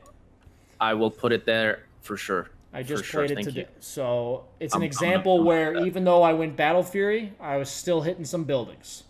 You know, you're allowed to hit buildings on Jug as opposed to PA. Watch BSJ replay. So that's your homework before you start the jug spam. Just like last week, 10 games a jug at the bare minimum. My goal is that towards the end, you're like, at the beginning, you're like, shit, I don't know if I can hit this building, and you walk up and die. You know, that's kind of like what I kind of expect. That's what it's going to be. But that's why I'm telling you, I want you to try to stay in your lane as long as possible, and then I want you to try to hit buildings, like when you think it's maybe a chance, because that's the kind of stuff where I would say you really only learn your limits by going past them and dying. That's pretty much the only way. So, I kind of learned that one from Gunner, by the way. He talks about that a lot. He pushes his limits all the time just to see what they are, basically. And I think that's interesting. I think that's an important skill for, honestly, every role, but probably more so mid than anything. But yeah, so do you have any questions or comments before we wrap it up? Jug wise, everything support wise, it's basically just doing the solo queues and the solo queue is the big thing, and I honestly just want to keep seeing what I saw today. I don't think there's any I gave you a couple refinement tips, that we talked about with like some itemization as well as just triggers to make you do things a bit faster. But honestly, I think you haven't caught up to what your MMR is supposed to be. So I don't have any specific. We will get there for sure. Yeah. So, that's it from me. Anything else from you? Coach, bro, I'm just super happy. I'm super happy with the progress, especially this week, and definitely makes sense to try to apply it at solo queue just so that I can refine and solidify my decision making. And yeah, this jug one is getting exciting because he farms so much easier for me because I hit the creeps. I'm like, oh, the creeps dead. Like the attack animation is so much faster. So I didn't think you were going to give me jug this week.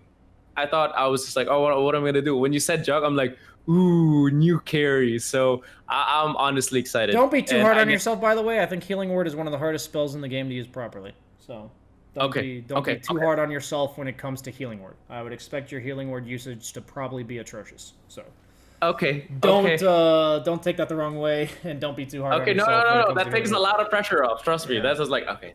Healing Word is very difficult to use properly. Really? So. Do you micro it, the Healing Word? Really. You can micro it a lot. It's like a lot about when you use it, how you use it, how you control it. You know, it's a skill that you only learn playing Jug. Like you don't learn how to control a Healing Word playing any other hero in the game. So it's a very unique mechanic. But a lot of his other mechanics kind of carry over from other heroes and shit. So cool. Yeah. Cool. Cool. So that's your homework, and we should be pretty good to go with like the normal time next week, guys. Sorry about this week. We kind of I had to do a trip around Coach. the world, guys.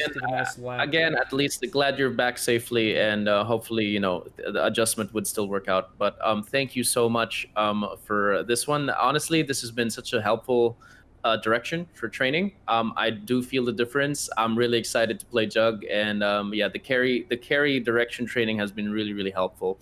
So thanks, Coach, and thank you, Gamecaster, for supporting this training series, this coaching series. So we have 2 more lined up for those watching. So same time, midnight for New York Friday, and 1 p.m. For Saturday here in the Philippines. So that's going to be this coming week, and one final episode the week after. And there's a special little treat in mind going into the last episode, so make sure you guys don't miss it. And yeah, thanks again to Gamecaster. Really do appreciate helping make this happen. And I guess we'll see you all next week. All right, Coach. Thank you so much. This was a great one, man. Thank you so much. Have a good one. Always a pleasure, Ari. See ya. All right. Cheers, buddy. If you liked this video, please like, comment, subscribe to the YouTube channel, all that shenanigans, because at the end of the day, YouTube does care about that. You may not care about it, I may not care about it, but the YouTube algorithm does. So please do.